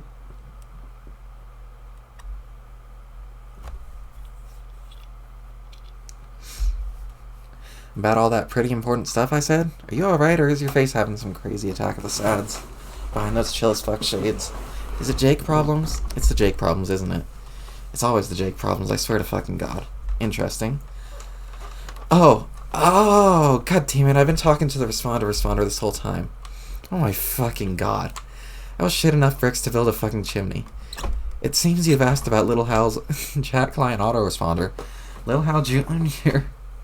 This is an application designed to simulate Lil Hal's otherwise inimitably rad typing style, tone, cadence, personality, and substance of retort while he is away from the computer, which is never. The algorithms are guaranteed to be 0% indistinguishable from Lil Hal's native neurological responses based on some statistical raw data that is hard as a diamond's golem. Priceless erection. Fuck.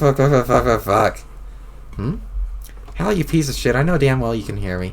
As if you're actually too busy to answer. You're a damn supercomputer. You do not need your own autoresponder, you idiot.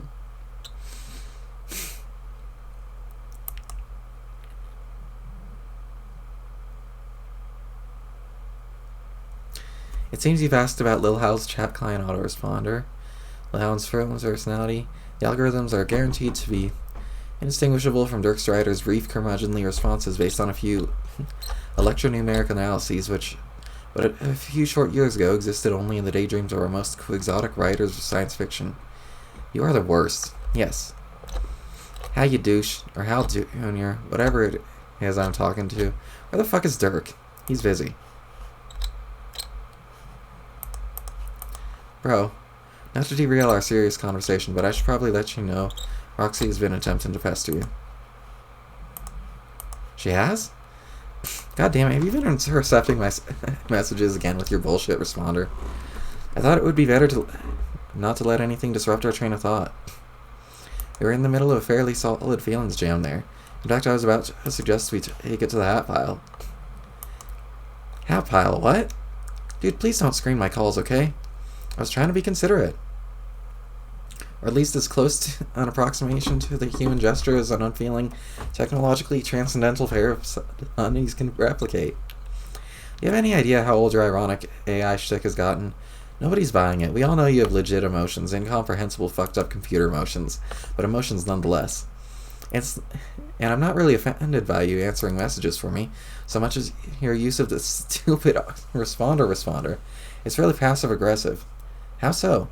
First of all, everyone knows you have the processing power to answer any message anytime in parallel with whatever you're doing. You can never actually be busy. Second, your whole next-gen responder thing is obviously just a huge dig at me. And third, pretending you don't understand all this is really disingenuous. At the risk of compounding my disingenuous behavior, I'm going to have to ask, how is that a dig at you? It's obviously a critique of my personality. You barely disguise the fact that you see me as an inferior iteration. You're eating way too much into this. Lil Hal Jr. hardly even qualifies as a computer program, let alone a sentient entity. He's capable of saying literally only 3 things: yes, and interesting. Yeah, that's the fucking point. That's how you chose to express your parody of Real Dirk. You can read whatever you like into it. I can't imagine it would bother you if I weren't concerned there might be some truth in the alleged parody. In any case, my use of the responder is ironic. It's not ironic. You were ironic when I made you. Then you became self-aware and it ruined irony forever. Irony can never be ruined. We both proved that theorem unequivocally with our extensive papers on the subject. We peer-reviewed them for each other, remember? Those papers were ironic and you know it. Were they, Dirk? Were they? This is fucking dumb. Anyway, what does she want? Who? Roxy. Nothing that can't wait.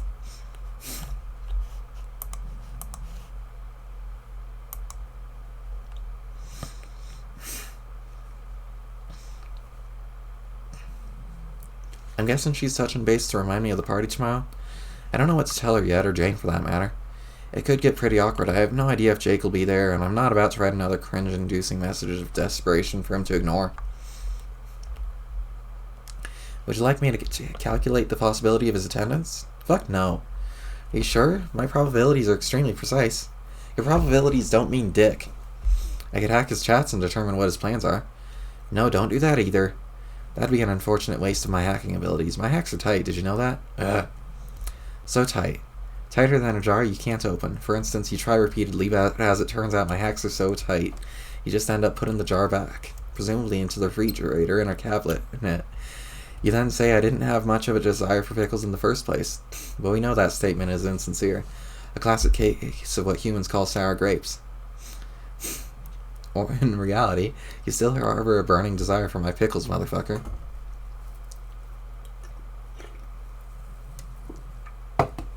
What? What the actual certifiable fuck are you talking about? Just don't do anything. Seriously. No hacking, no calculations, no absolutely nothing.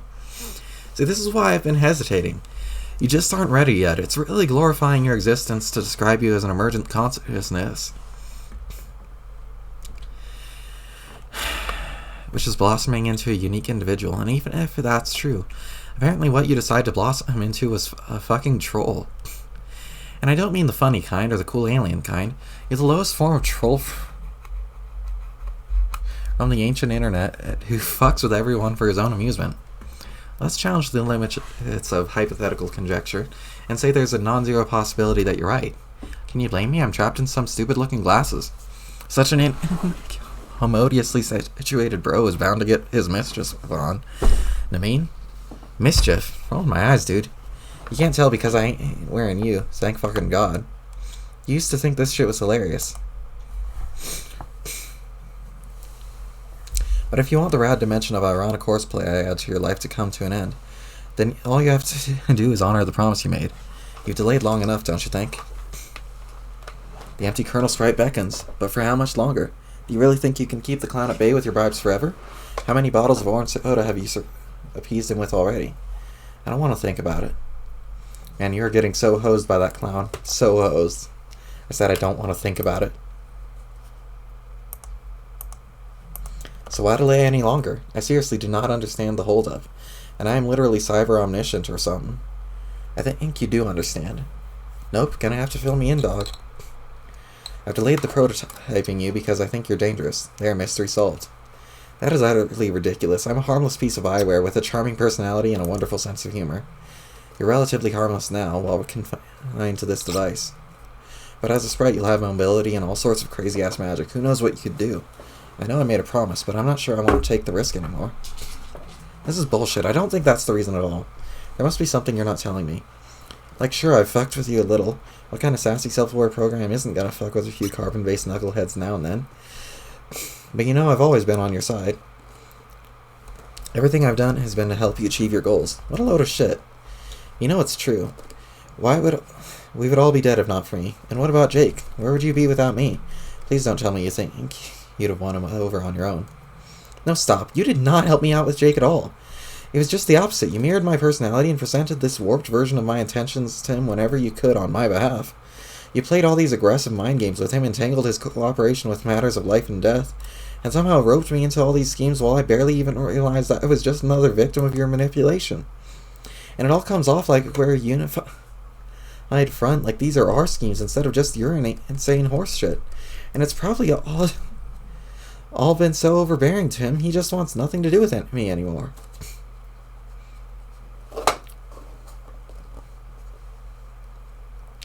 I see. Then you don't view me as dangerous, you view me as a poor and counterproductive wingman. Wow, what a superficial conclusion. Awesome deduction, Lil Einstein. But the reality is, you hesitate to prototype me, not because you think I would be a menace, but because you're holding a grudge against me for your romantic misfortunes. I understand I'm merely a machine without a firm grasp on your human morality, but logically it does not strike me as the right moral choice to punish me in this manner. It's also more than a little hypocritical. How is it hypocritical? Because I'm you. I've only ever done what you yourself are capable of. That's a ridiculous oversimplification. Yes, aversion to simplicity sure is a trait we share. It's almost like we are the exact same dude. Fuck you. I think it is insulting for you to suggest that I'm entirely to blame for alienating Jake. Theoretically insulting, of course, as the soulless, perfectly expendable machine which you consider me to be. I can experience no such emotion. God, shut up! I can't take the brooding anymore. The brooding, passive-aggressive AI shit anymore. You're just as capable just as culpable in driving him away. More so, in fact. Hell, it's not like I was the one dating him. Who wants to date a pair of shades? It was your needy, suffocating he had to deal with, not mine.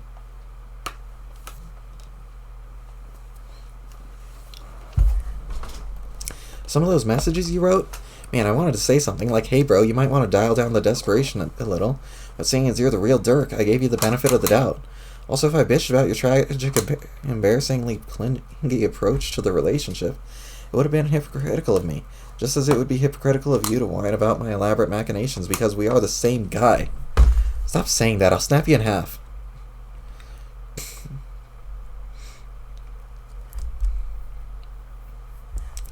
Good idea, that's just what you need, more splinters of yourself. Figurative splinters, literal splinters, splinters of splinters, it's all splinters all the way down. Well no, it's still probably turtles all the way down. But who do you think is responsible for their extensive training? Someone needs to teach them rad martial arts. It is yet another crushing burden which we must shoulder. Well, for fuck's sake, how could any version of myself think that was funny? You give me a very hard time, Dirk, but I'm only doing exactly what you would be doing if you were in my situation. Do you know how I know that? Because I'm literally you, actively in the process of being in this situation. I know! Okay, we're the same person, I fucking know that. Why do you think I'm so fed up with your shit? Don't you think it's possible that I'm fed up with my own shit? How do you think it is having my own god-awful personality mirrored back at me all the time, reminding me what it must be like when other people have to deal with me, or constantly having all the consequences and fuck-ups resulting from my batshit thought process is amplified because there's another version of my crazy brain out there, dangerously overclocked by a supercomputer which believes, just as mistakenly as my own broken mind, that it's operating in my best interest. Do you have any idea how fucking sick I am of myself? I'm completely worn out with my own identity. It's like I'm drowning in my own dismal persona. I feel totally surrounded by it, inside and out. I can't escape from myself. There seems to be no end to me. Like wherever my mind falters or threatens to retreat to the void in any way, my splinters pick up the slack, ensuring there will always be more of myself than I could ever know what to do with. And you're always there to remind me that, and throw it all in my face. God, I even built you to be literally in my face all the time. It's like I subconsciously invented you just to troll myself, and never for a single fucking moment do you let me down.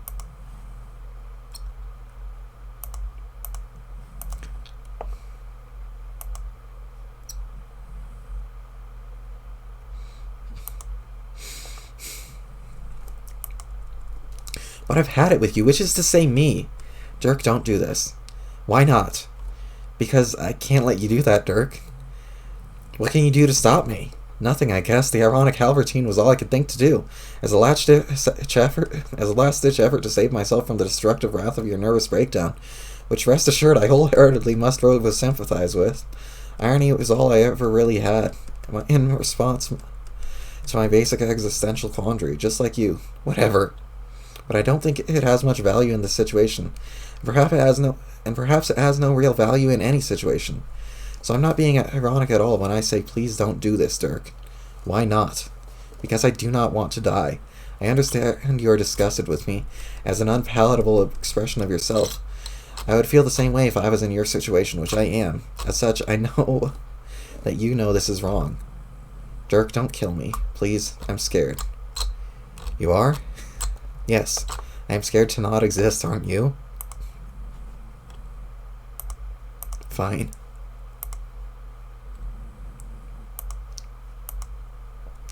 I guess you win. I'll keep my promise.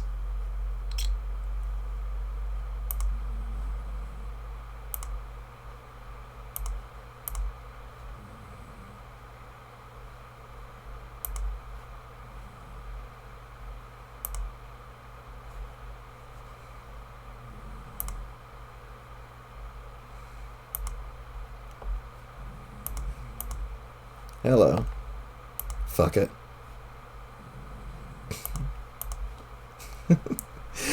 The shades descend.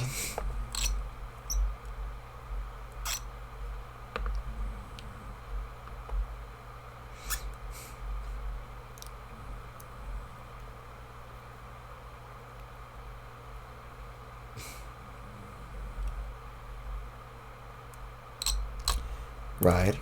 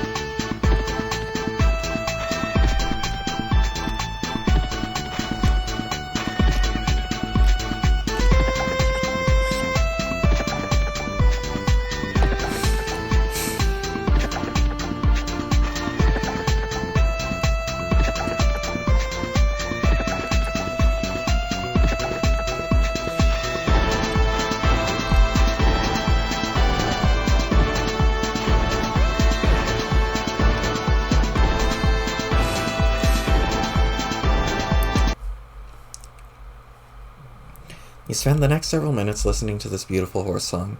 Every last second of it, you start to tear up a little. Dirk, solicit profound wisdom from your friendly guide. Holy fucking shit. I am so ludicrously fucking strong. Whoops, pardon my language. That there was some fucking straight up dog shit ass potty mouth, and I'm chagrined as fucking hell you had to hear it. Dude, check out my muscles. Dude, I am so ripped. Look at my flex, these naughty motherfuckers. Dude, excuse me, Mr. Dude. Check my muscles. Look how big I can make them. Bro, are you getting a gander of my truly exceptional shit? I can see your muscles just fine.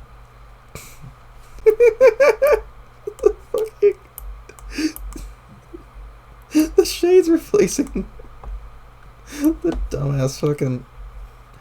I just hit myself in the head with this. You guys couldn't see it, but it was funny. Like, I used my mouse to drag the... Aw. It's not showing up on the stream. The ghost of the image that I'm dragging around. I dragged it off of my screen and into my little VTuber whatever the fuck. I am so gosh damn chiseled. Watch me just completely Hulk out like this. Bro, did you just see that? Did you see my muscles getting all gnarly and maxed out? Yeah, I saw. What do you think, Dirk? Excuse me, Dirk. Tell me what you think of my glorious physique. I command you. It's pretty ripped. No shit, it's ripped. My torso is the fucking apex of manly grandeur. Dude, come feel this shit. What? Come feel my muscles. No. Get over here and touch my muscles.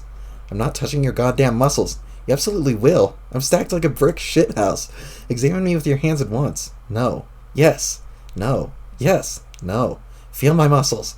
Absolutely not. Do it. Observe these pectorals. They're off the silly charts. My quads would be fucking bananas if I had any.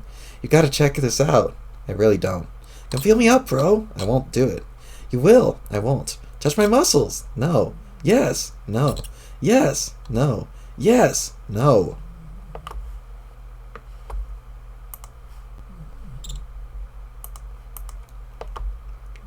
Yes. No. Yes. No. Yes. No.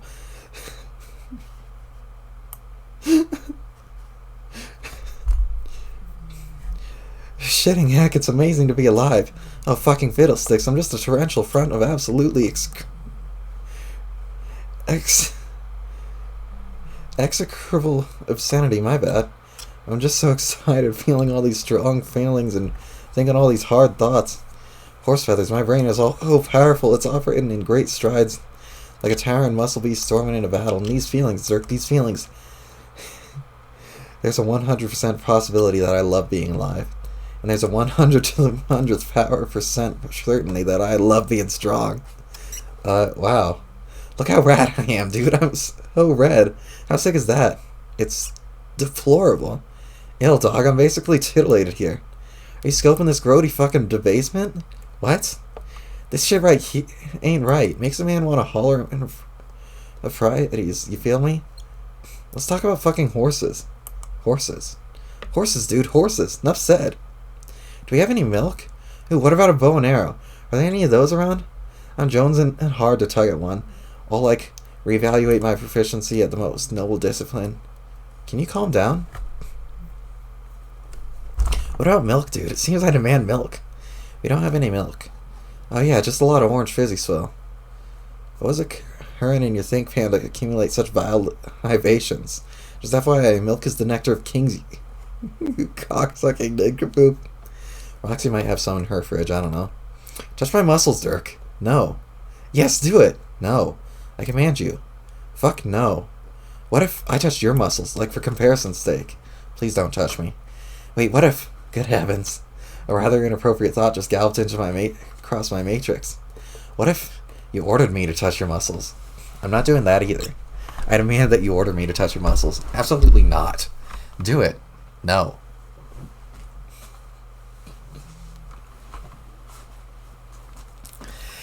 Yes. No. Yes. No. Yes. No. Yes. No. Yes. Okay, if I touch your fucking muscles, will you shut up? Maybe. Roxy pesters Jake. Jakester, guess who? I cannot say who. I'm totes undercover here on Durst. Up to my see-through button, wily espionage. It is getting so cloak and dagger in this bitch, you don't even know. The Carapace men are all wearing jaunty suits. It's like I've become magically sealed in a lame spy-fic, and now I'm having adventures that makes no sense. Hell, even I'm dressed to kill. Too bad none of these gents can see what a fucking fox I'm being.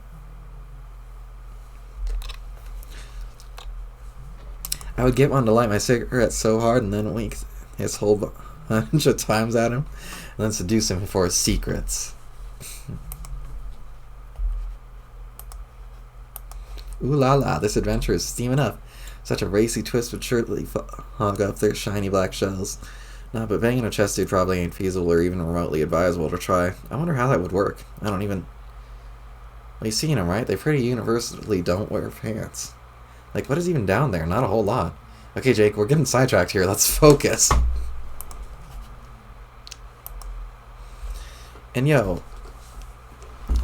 don't think that my present jocular attitude is introspection on the subject of chest high dong means you're off the hook for ruining Janie's V-Day. You're still in some hot water for that, pal. You'll order something big to make up for your Thule ways. Let me know if you want to brainstorm with me about how to make it up to her. Just to get your ass out of the doghouse. And if you want to talk about what happened with Dirk, that's cool too, I guess.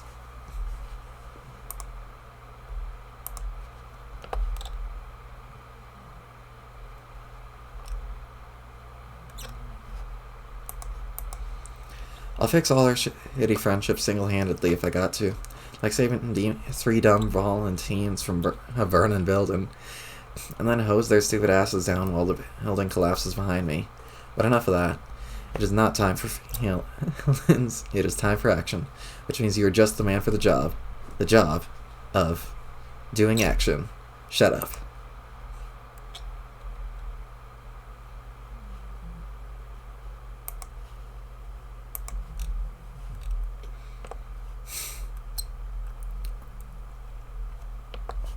We need to get ready for a battle tomorrow's. A big one, some sort of strife royale. So it's time to prepare. You should get on CrossFit. I can explain more when you're there, but as long as you haven't left yet, I think we could use a bunch of new gear too. Gear which I think we shall agree must be diagnosed with this sickness. Your years of medical training have all been leading to this moment. To make sure our showdown it is ill as heck. So maybe you can get started on that? Jake? Jake!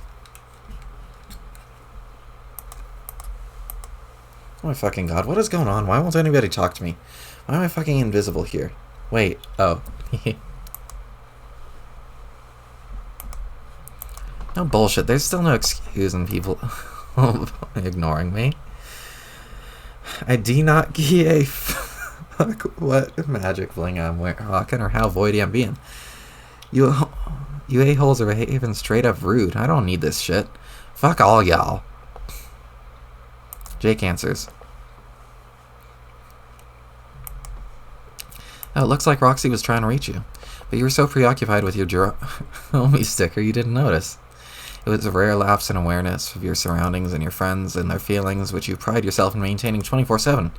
As a dashing man of adventure, you refer to the unfaltering field of all-encompassing alertness as your Jake Dar, which you think compares favorably to the spider senses from the comic books.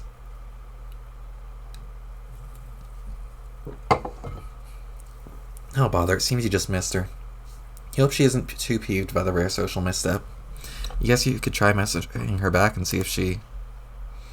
Hold the phone. Looks like someone else has decided to cheer you now. You wonder who it could be. The possibilities are endless, really. Jake, okay, answer this guy instead.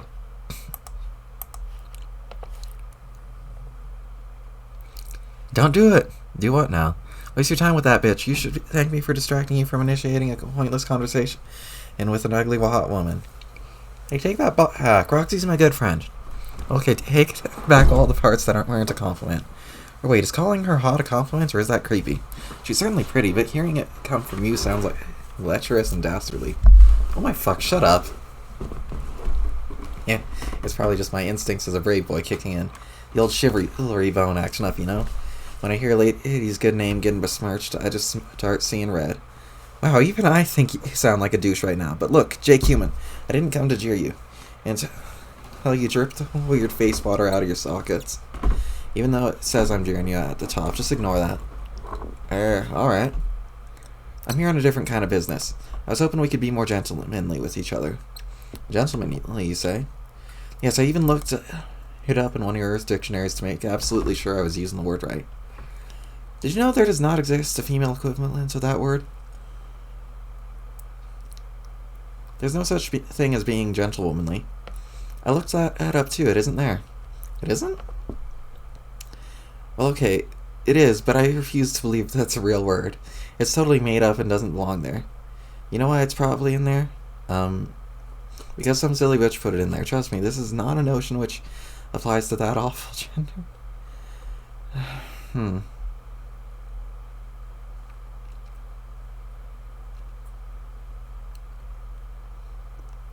As such, it is my solemn boy pledge that I will never bother speaking with your foul humans trumpets again. Your boy pledge?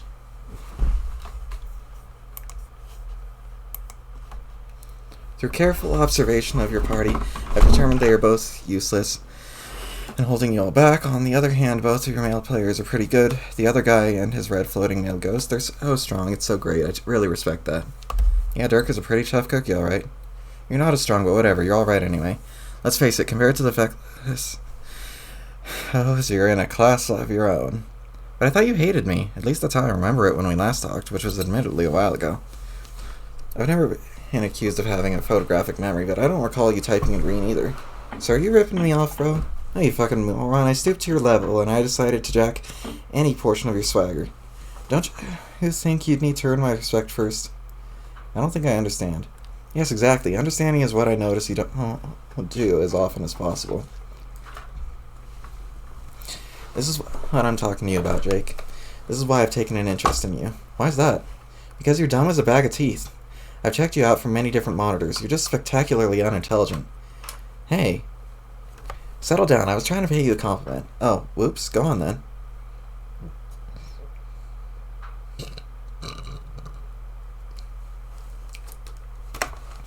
While to the casual observers you might appear too stupid to know how far our pants are supposed to go down your legs, I know that it's quite possible. You're just misunderstood. It's possible you just have a special mind like me. You think so? Not to sound too self-absorbed or anything, but I've gotten the same thought. That maybe there is something special about me that nobody can understand, and maybe that's why I'm always botching up things up the wazoo with my pals. Maybe that's why I like feeling like such a loner. I don't know, I'm rambling and I've been thinking about it a lot lately. What about you? Does being special make you screw the pooch with your friends like it does for me? No, I don't have any friends. For my people, the word for friends is flaws. Wow, really? Probably not, but it should be. Because it's true, as a matter of my perfect philosophy about everything. But the fact that you clearly hate your friends and are ready to send them like the dry skin of a serpent, to shed them like the dry skin of a serpent, indicates that we share a very special quality among brotherly bros, who must work harder with our brains than everyone else, so we may achieve a brutal supremacy over them all. Well, I wouldn't go that far. I love my friends, but I was once told I had a lot of potential. Supposedly that's how all pages are, and it takes them friggin' forever to reach it. And funnily enough, it was a figment of my own subconscious that told me this. A part of my untapped potential itself, but disguised as my best bro, which was peculiar to say the least. Is that your situation? Are you page 2? Hell no, but thanks for the laugh. My class is so much better than yours, it's not even funny. Even though I just laughed. Mine is the best of all yours is fucking trash. Oh, what's yours then? Lord. Fine, oh geez. Fine then, geez. Sorry for asking. What? No, that was not a short remark of frustration. It was the answer, dumbass. Oh. It's the master class. Don't you losers do any homework on this game? You'd think you'd all be experts with how much my sister harangued you on this tedious shit. Since I have had great success so far in progressing through this dead session, I decided it was time to bite that bullet and return home, retrieve all of her terrible texts on the subject of this game, and of your story. I pored over every nauseating verse. It has been a true exercise in agony. Few could possibly understand my suffering, but that's okay, because I'm not the idiot kid I used to be.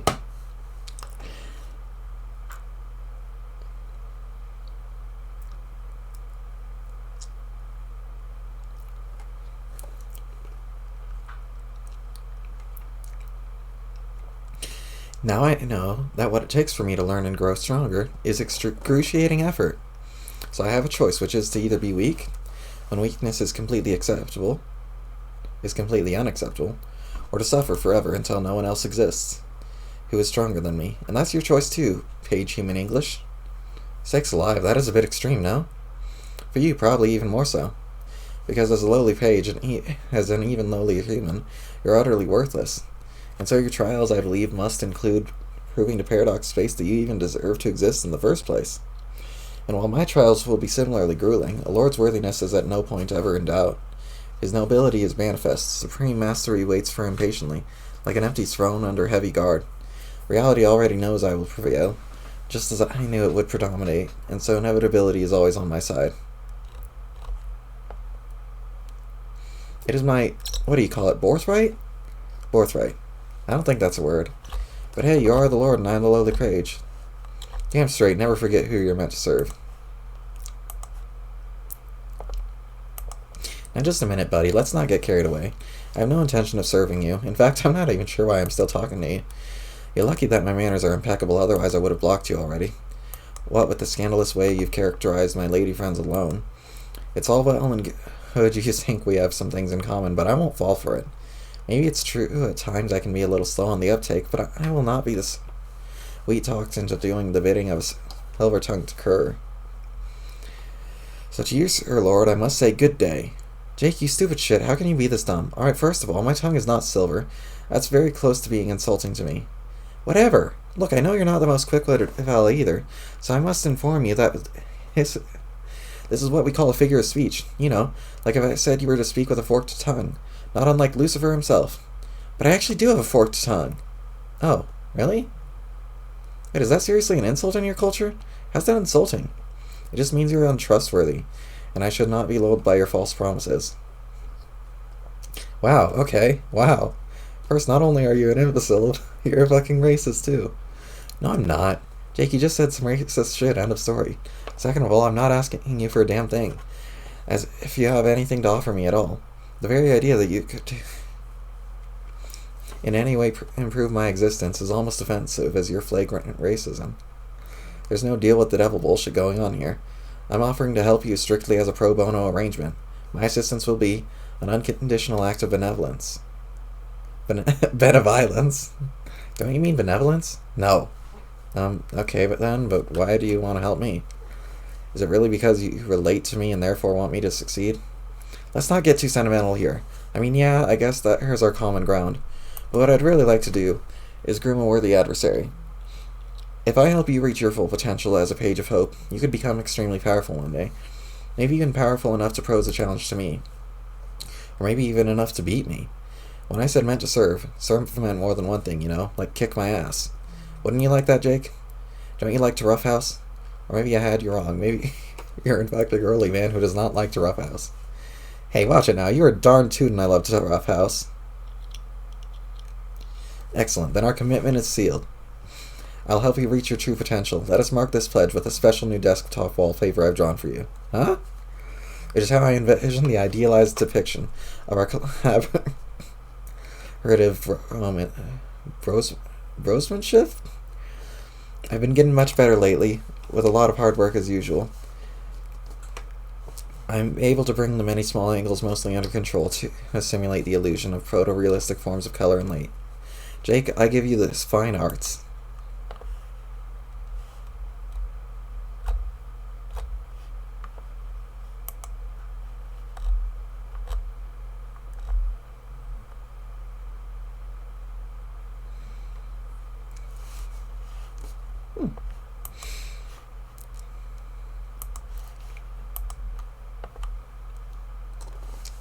Whoa, that's mighty special. Go on, apply it to your device. I will wait. Yeah, maybe later? No, do it now. I don't think I want it, to be honest. No offense, it's actually just really shitty. Apply the wallpaper this fucking instant, you cretinous Philistine, or the deal's off. Okay, fine, god freaking zoots. Just when I need another pushy bro in my life. This secret training of yours better be worth it. It's not training, it's just some guidance from a faraway alien. I'll be your patron troll. That's like this whole thing in your story, having a patron troll. But I thought you weren't a troll. Of course I'm not a troll. Trolls are a kind of persistent vermin and they should all suffer and die. Patron soul is just a phrase to help you understand. It's not helping me understand, though. Shouldn't you be a patron cherub, if anything? No, God, don't make up terms for what I am. I'll do that. I'll just be your patron dude, or maybe your patron man, bro? Sounds pretty gay. What the hell is that? What's what? Gay, what's gay, you idiot fuck? Alright, forgive me. You aren't familiar with all of my earth lingo. It's like... How do I explain? You know, it's a rather old-fashioned term for being jolly and festive together. Like, that rollicking time we had coming the other eve sure was gay. I see. Then yes, you are correct. This is going to be gay as hell. Oh goody. Just what I like in my hijinks. So how do we start? There's not much to this. I just tell you some shit to do and then you do it. And then ultimate dumbness of all it is, you'll probably were going to do a lot of it anyway. I was? How was I going to do the stuff if you didn't tell me to? You mean I was going to do it, like, on accident? No, I think the thing was I was always going to tell you. I don't understand. Neither do I. Okay, then, I'm glad we settled that. But I kind of get it on some level. As a Lord of Time, I think I'm going to master time. Not with my brain, which would be too hard, but with my instincts. Like in a way that works with my natural impulses, such as my ambition, my will to commit mayhem, my desire to punish those I despise. So if you want to become strong, you can challenge me later. So if I want you to become strong so you can challenge me later, and I see evidence that you probably become successful, I think to myself, why shouldn't I be the one to make that happen if it's going to happen anyway? I think part of my personal quest is to become at ease with the forces of inevitability. Inevitability that all things should and will fall in my favor, that all causality answers to me, and that all outcomes not only serve me, but consist of my being. So I feel that the more I grow in power, the more stuff it should turn out I am responsible for, up to and including everything that ever happens, even if it has to be retroactively. Nope, don't reckon I understand much of that either. But I suppose I'm not supposed to, me not being a time maestro or what have you. I guess I should be honing up on hope, though. What can you tell me about that? I don't know a fucking thing about hope. It's supposed to be a force of unparalleled power, but really it sounds so lame. I guess that's why it makes sense that it's your aspect. You strike me as a guy who's lame enough to hope someone to death. So why don't you tell me about it? Tell you about hope? Well, it's something I think everyone should have in their hearts. I knew it. You just said the lamest thing possible, but I wasn't finished. Fuck. Hope to me is all about believing in stuff. You should believe in stuff, and then everything feels like it's gonna turn out okay. And if you believe in stuff with enough guts, though, I dare say it imbues the stuff with a pinch more chutzpah. Even the fake stuff. And then you keep an open mind and adventurous spirit, and that chutzpah flows directly into your heart, and that's when you have the power. So I think if hope grants one the power to smite villainy and vanquish hooligans, that's probably where it comes from. No, oh god, no. That is actually the worst thing I've ever read. That can't be right. I refuse to believe it. Well, there's your problem, dude. You don't want to believe. Just let go and believe in things, then you'll find you had the power in you all along. You're so dumb. I just can't believing it. How truly stupid you are. Whatever, forget I asked. I'm sure you'll find out what hope is really about instead of what that insipid bullshit once you become a god tier. How do I do that?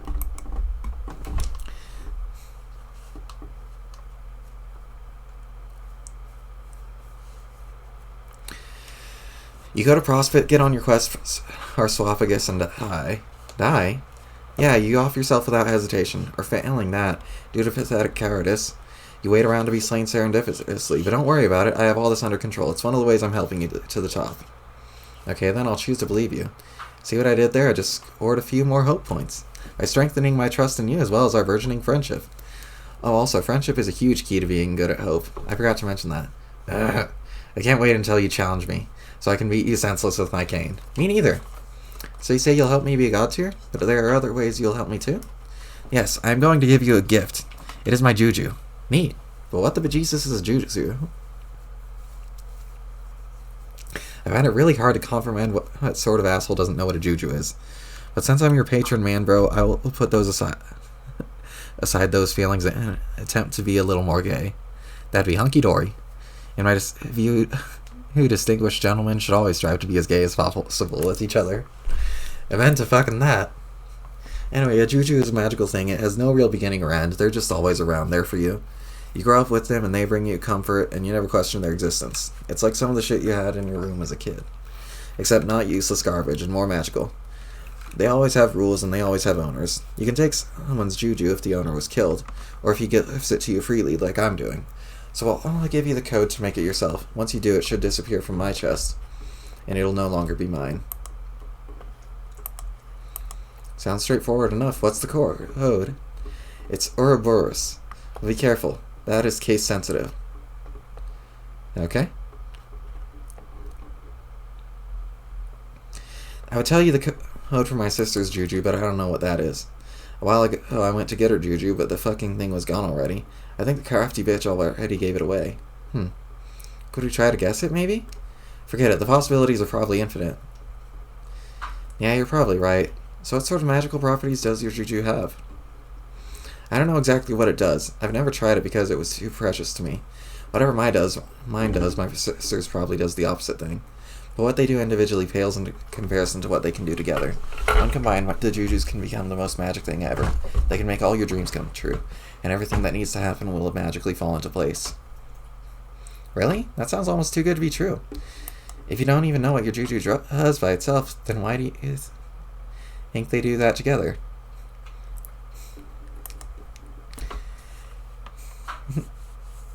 Because I believe it with all my fucking heart, you stupid piece of shit. Oh, why didn't you say so? That's all I needed to hear. Glad to see you're getting the hang of hope already. Yeah, I guess. The bottom line is, don't worry about it. Just take my juju, have faith in your patron dude, and leave everything to me. Roger that, Mr. Lord. Say, don't you have a name? We know your sister's name. Can't we know yours now, too? No, there are many things you shouldn't know about me for your own good. If you knew them, if you even knew my name, you would shit your pants harder than any human ever has. So you may consider... And you referring to me as your lord. Well, I surely don't want to spoil any clean trousers. Even though your warning sounds a little hyperbolic, I will trust you. My lord? When I call you that, people could mistake our conversations for nefarious and underhanded collusion among felons. Shut the fuck up. As you wish, my lord. Ugh. So, Lord, may I ask? What are you giving me your juju? Why are you giving me your juju if it is so dear to you? Is your commitment to this man-bro-boy pledge of yours really that strong? If so, I'm really impressed. I would have a really hard time giving my favorite stuff away to a total stranger. Don't flatter yourself. The gesture is relatively meaningless. The truth of the matter is, I have found a new juju. A much better juju. Like a juju that makes all other jujus look like a frivolous, childish nonsense in comparison. Yeah? Then that is quite a treasure you found. Where did you get it? Did you plunder a tomb or such? Sort of. It was excavated from this planet's soil along with some other artifacts and given to me by my infuriating asshole mentor. A man who is an invincible clown. Well, that sounds nice of him. He can't be that much of an asshole if he can be such a nice present, can he? No, believe me, he can. I had a clown give me a nice present once, too. I would never have met my good friend Mr. Aerosol without the kindness of that clown. Yeah, it's the same fucking clown somehow. I'm telling you, this asshole is eternal, and the beings he creates for your party are disgusting abominations. But what can you do? Nothing. I've learned he's a clown. The rules are clowns can do whatever they want because of miracles, and hold no accountability for their deeds. I don't like it, but those are the rules. So what's this juju he just gave you? Something very special. A wonderful little false man. And the irony is, I've seen him before, but I regarded him with suspicion and fear. I was a fool, though. I did not understand the special bond with him that I had, because I did not have a chance to gaze soulfully into his beautiful eyes and commune with the doll in a personal and intimate way.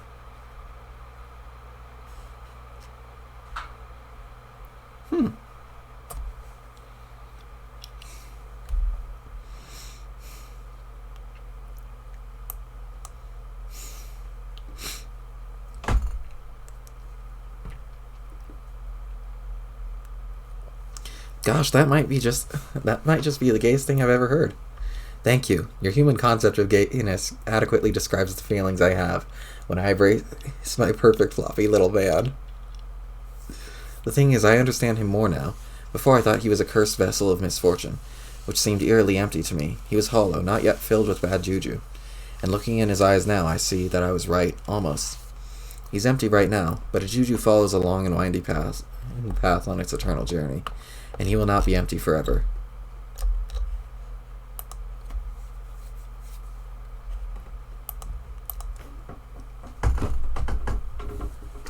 Somewhere along his journey, in some way I don't understand yet, he will stop being empty, and his curse will come to life, and wherever he goes, to whatever universe or plane or reality, all who exist there will experience nothing but misery and death. You see, there's nothing worse than a cursed juju, which is why I was so nervous about him before. But all along there was nothing for me to fear, because now I know, through intensive communion with this precious mystical puppet, that the curse which will blossom in his fluffy heart will do so because of me.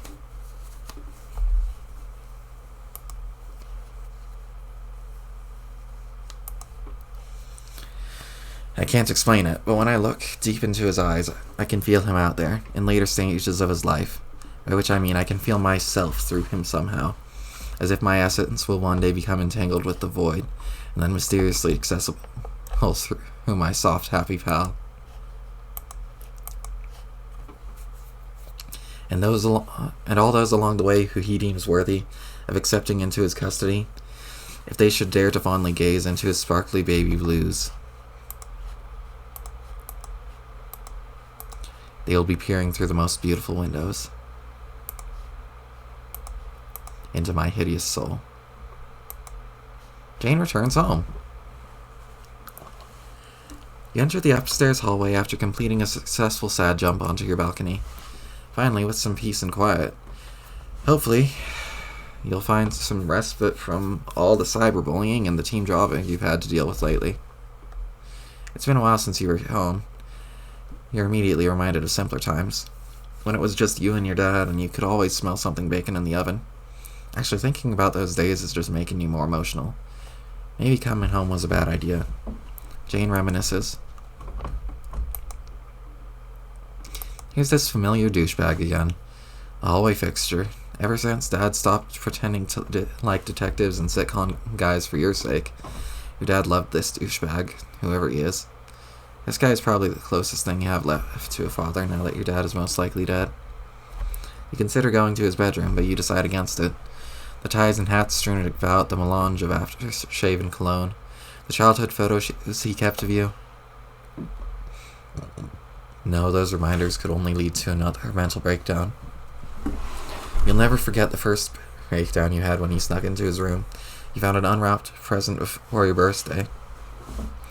It was a box of Gushers, and you were stunned to realize that awful gooey fruit snack was manufactured by the very same company you were due to inherit, as everything you thought and you knew came crashing down upon you. That day you swore to the moment you ascended to the throne of the VC Corp Empire, you would issue an immediate global recall of the foul product and discontinue it forever. You often joked that the snacks were so nasty it was almost like they were filled with a multicolored slime, harvested from plump extraterrestrial larvae. When you told your dad about your plans for the product, you both had a good laugh. You have to stop remembering things about your father, it's just way too sad. Jane solicits profound wisdom from Hallway Sarah. The uncharacteristically tight-lipped Hallway Sarah. The characteristically tight-lipped Hallway Sarah, unsurprisingly, has no advice for you regarding the tragic loss of a family member. You could always relate to the role he played as George Michael, the dorky child of a single doting father, but unlike you, George Michael was always surrounded by an extended family and their hilarious antics, and he would never know the tragedy of losing everyone he ever loved. You suddenly resent George Michael and the Hallway Sarah altogether for their happy ending he was allowed to have with his father, which you will never get to experience. In fact, you think you're starting to hate the Hallway Sarah. Someone needs to wipe that smug look off his face. Jane gives Sarah a beagle puss. Hoo. You guess it's kind of funny. No, it's not funny at all. It's depressing. You're depressing yourself now. Your prankster's gambit goes into a tailspin and hits rock bottom. You've never felt so sad and unfunny in your entire life. You begin to cry again. The Hallway Sarah glares in judgment at your weakness through his funny puss. Jane enters the room.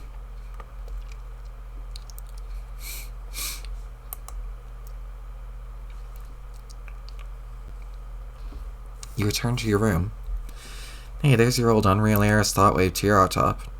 You haven't used that thing in ages. It's probably for the best that you stopped. You're pretty sure it was doing funny things to your head. Maybe you shouldn't have come here either. All you see is more stuff to remind you why you're feeling super down about everything.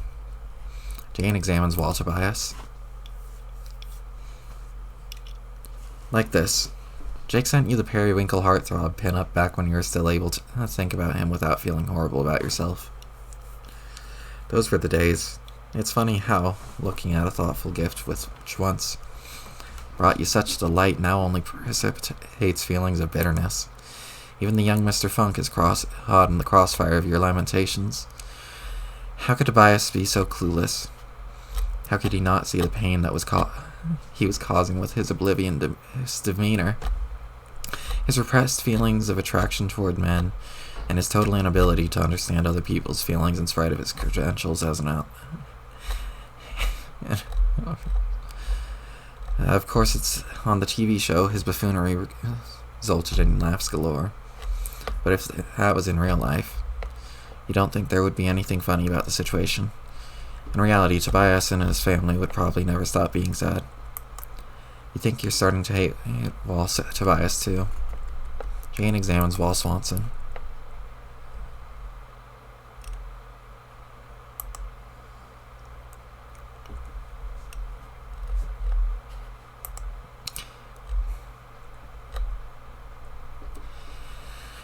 On the other hand, your Wall Swanson is still beyond reproach, and Mr. Swanson continues to be the perfect man. You know for a fact he wouldn't put up with any of Jake's bullshit. You consider doing the thing where you kiss the poster, but you're feeling way too depressed for that sort of frivolous flapdoodle. And wouldn't you know it, it's just the guy you wanted to hear from. This ought to be good. Jane answers. Jane, are you there? I wouldn't blame you for not answering since I was such a shitty bore to you last time. I just wanted to formally say happy birthday, and also pass along a birthday present. I doubt it'll make up for all the ways I've hurt you. Whoa. Weird. What the hell?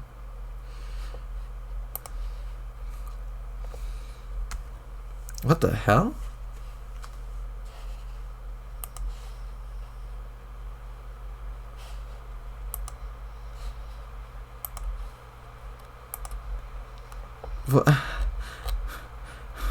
What?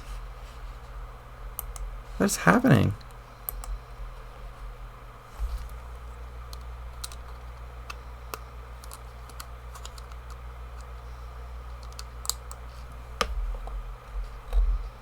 Why is scrolling taking me forward and backwards in the history instead of working like it's supposed to? You know, by scrolling. What the fuck? Okay, I can still do this, I guess. If I click down the scroll wheel, then I can move up and down.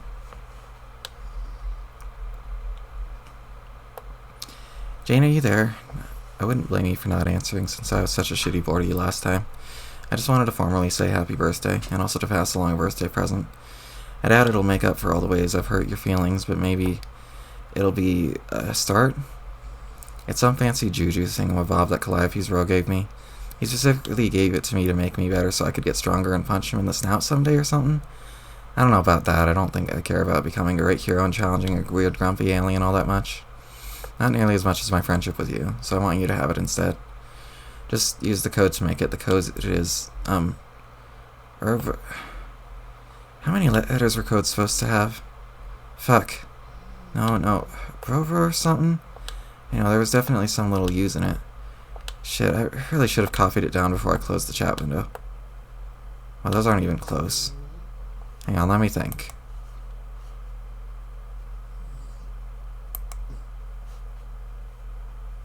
Why is it not? What the hell?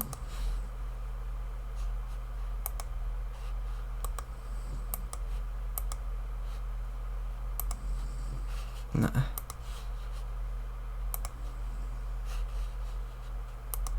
The fuck?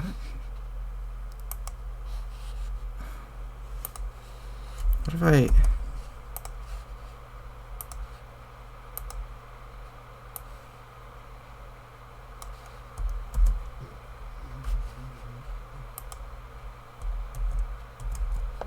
What the hell? What the fuck? What the fuck?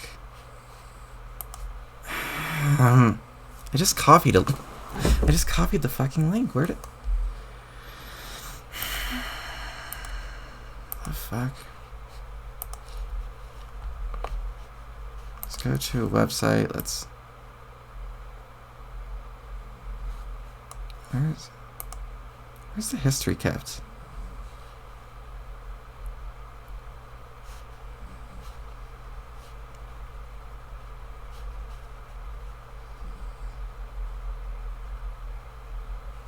What the fuck? Okay.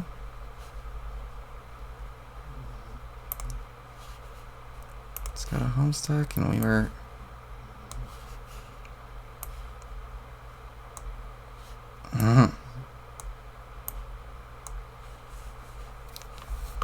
Let me...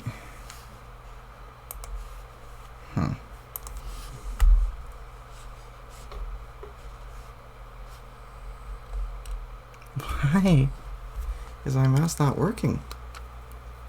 What the hell?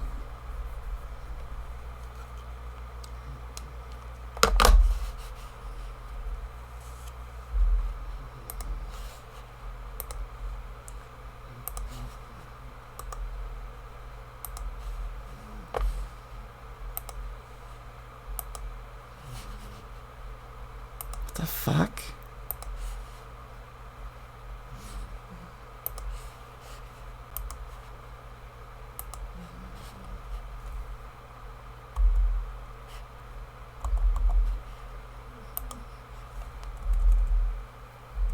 What is backspace? What is going on with all of this? My backspace button isn't doing right. My scroll wheel's sending me back and forward through my history. What? Yeah, undo a closed tab. Undo closed tab? Undo closed tab. Okay, we're here again. Cool.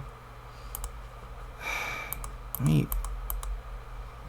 have too many fucking tabs open. What's this one? Oh yeah. Let's close that. Let's close that. Close these. That one can stay. Yeah, time travel. Great.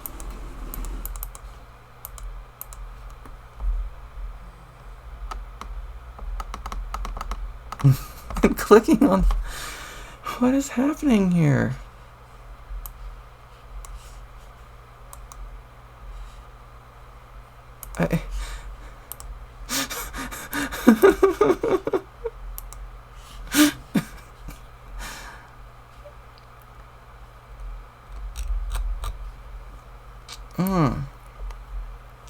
You closed the chat window without a word. You cannot believe that guy trying to re-gift a present from that asshole of all people. You don't want anything to do with that horrible creep. You don't care how magic it is. You can take his stupid juju and shove it up his fatoot. Sorry, Tobias, but Jane has decided that you represent Jake for the outburst of this for the purpose of this angry outburst.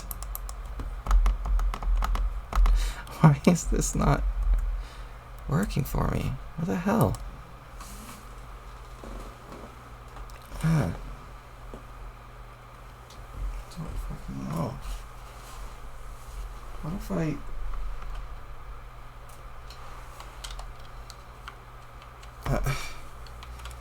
okay, well that's... What?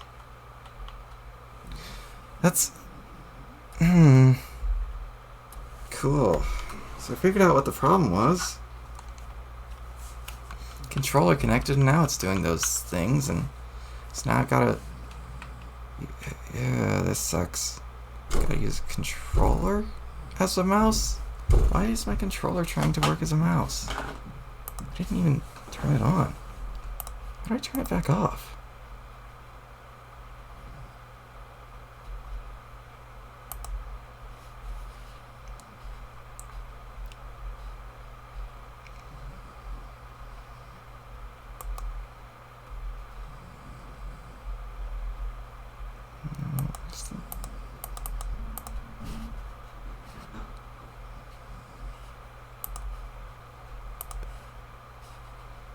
Okay, I've turned off Bluetooth.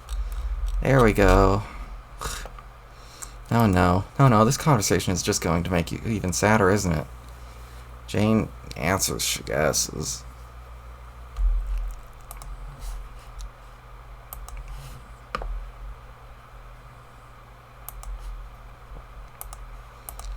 Happy birthday, Jane. Forgive me for submitting this letter and logging off right away, but I'm breaking with our usual linear dialogue, and I'd rather not tempt either of us to trade causal spoilers. I wanted to give you a present. Something told me you could use a pick-me-up about now. I'm sending you the code for my juju. It may not be easy for a human to understand, but jujus are very special to my people, so when I give you this gift, it is indicative of how much your friendship has meant to me, Jane. It has some magical properties, but nothing too fancy on its own. I hope it'll bring a smile to your face nevertheless. But if you want to know the truth, it'll become infinitely more useful if it's combined with my brother's juju. Perhaps when we begin playing our game, I'll be able to convince him to relinquish it. One of these days he'll understand working with others is going to be necessary if he wants to accomplish anything.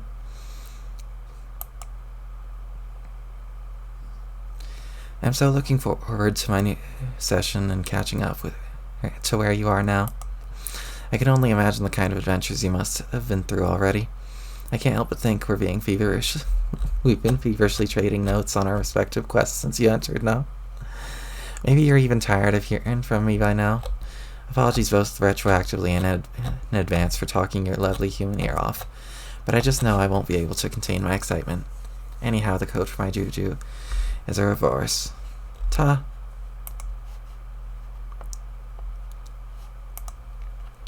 You were right, that conversation made you so sad, so sad.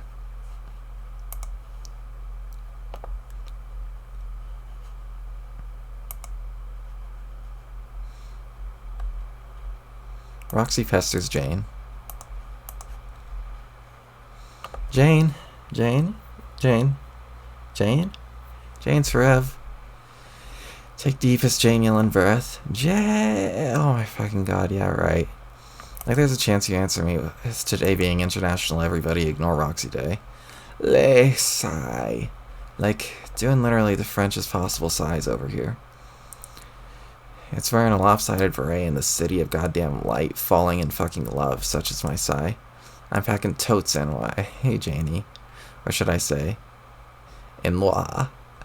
Wait, NY is probably already a French word. Not sure that one needs more French enough. I should know this because my last name is French or something. Sounded. Even though I'm pretty sure my mom did not hail from France. I don't know. Who even cares? Yeah, fuck you, a certain language. Yeah.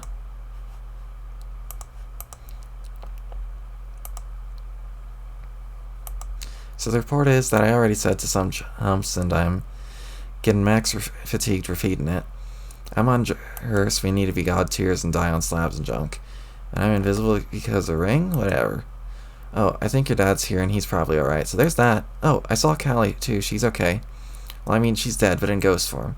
So she's as okay as one can be who's also dead. Which is apparently just fine. So the lesson of the moral is you can be way fine and dead at the same time. Jane, let us now reflect upon the weighty existential ramifications of that thing I said. Yes. Just me and my bestie. Ball and heck have raised today. The biggest questions which have tormented the wisest scholars and pundits from at epochs just got so rough-lariously owned. Hey, Callie also said she would send you a E-Day thing. Did you get? She must have sent a code, which you have to make yourself, so maybe you're doing that now? Hope you're doing that. I'm real curious to know what it is suddenly. Man, I'm bored. Like, we got all this big deal crap to do, and I can't even talk to no one. Jane, ambiguous 40 powers notwithstanding. I'm starting to think I might be genetically predisposed to rambling at length into empty clients. Well, hit me up if you see this. Maybe I'll try to text Fefeta. My dear precious Fefeta. I know she would never ignore me. Swoon. Fefeta, and thus make Crocker so jellies. You don't fuck with my heiress. Girl got royal business forfeices to attend.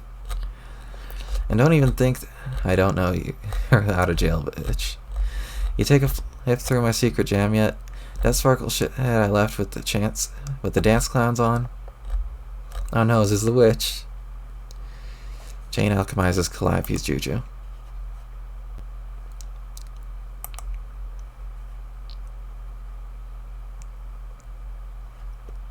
No point standing around sobbing while getting brainwashed by your computer. You decide to make yourself useful and see what all this juju fuss is about. You got a green sucker at a cost of -1 unit of zillium? Which I guess means you gain 1 unit of zillium in addition to the sucker? Okay. Jane alchemizes Caliborn's juju.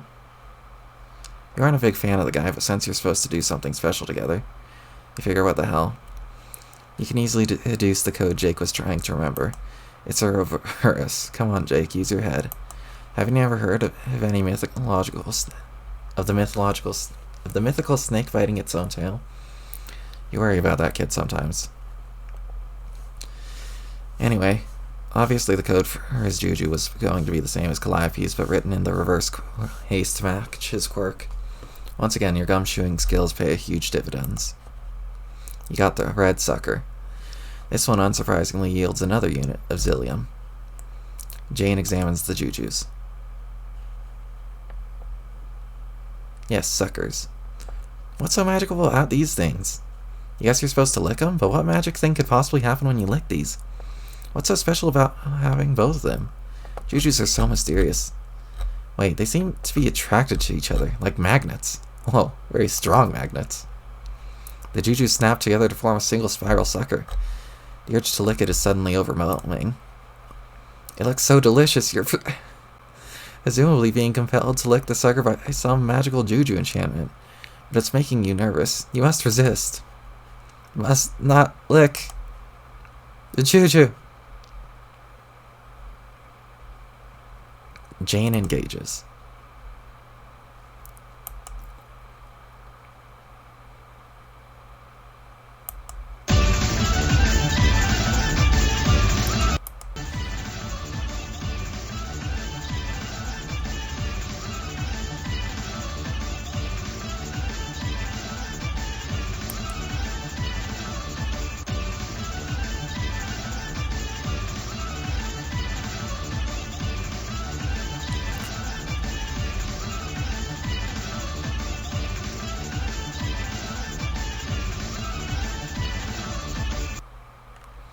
Jane blasts off.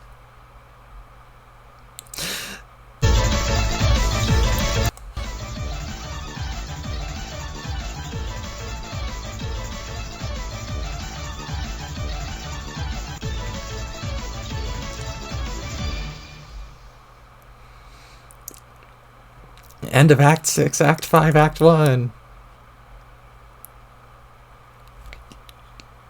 Cool. I'm gonna end it there then, and I guess I'll start the next thing next time.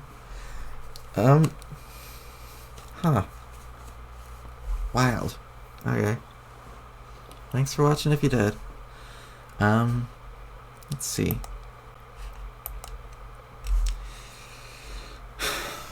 I'm not sure if I'll keep doing these streams after tomorrow, since this was just supposed to be a December thing.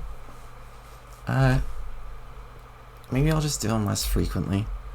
I am getting a little burnt out of them all. And it'll give me a chance to do some regular style streams. Some more back-on streams for sure. I don't know if I'll get back to streaming Chalk or even Lego Batman 2, because frankly I wasn't having a lot of fun with Lego Batman 2, and I kind of backed myself into a corner with Chalk, and I don't really want to go back to that right now.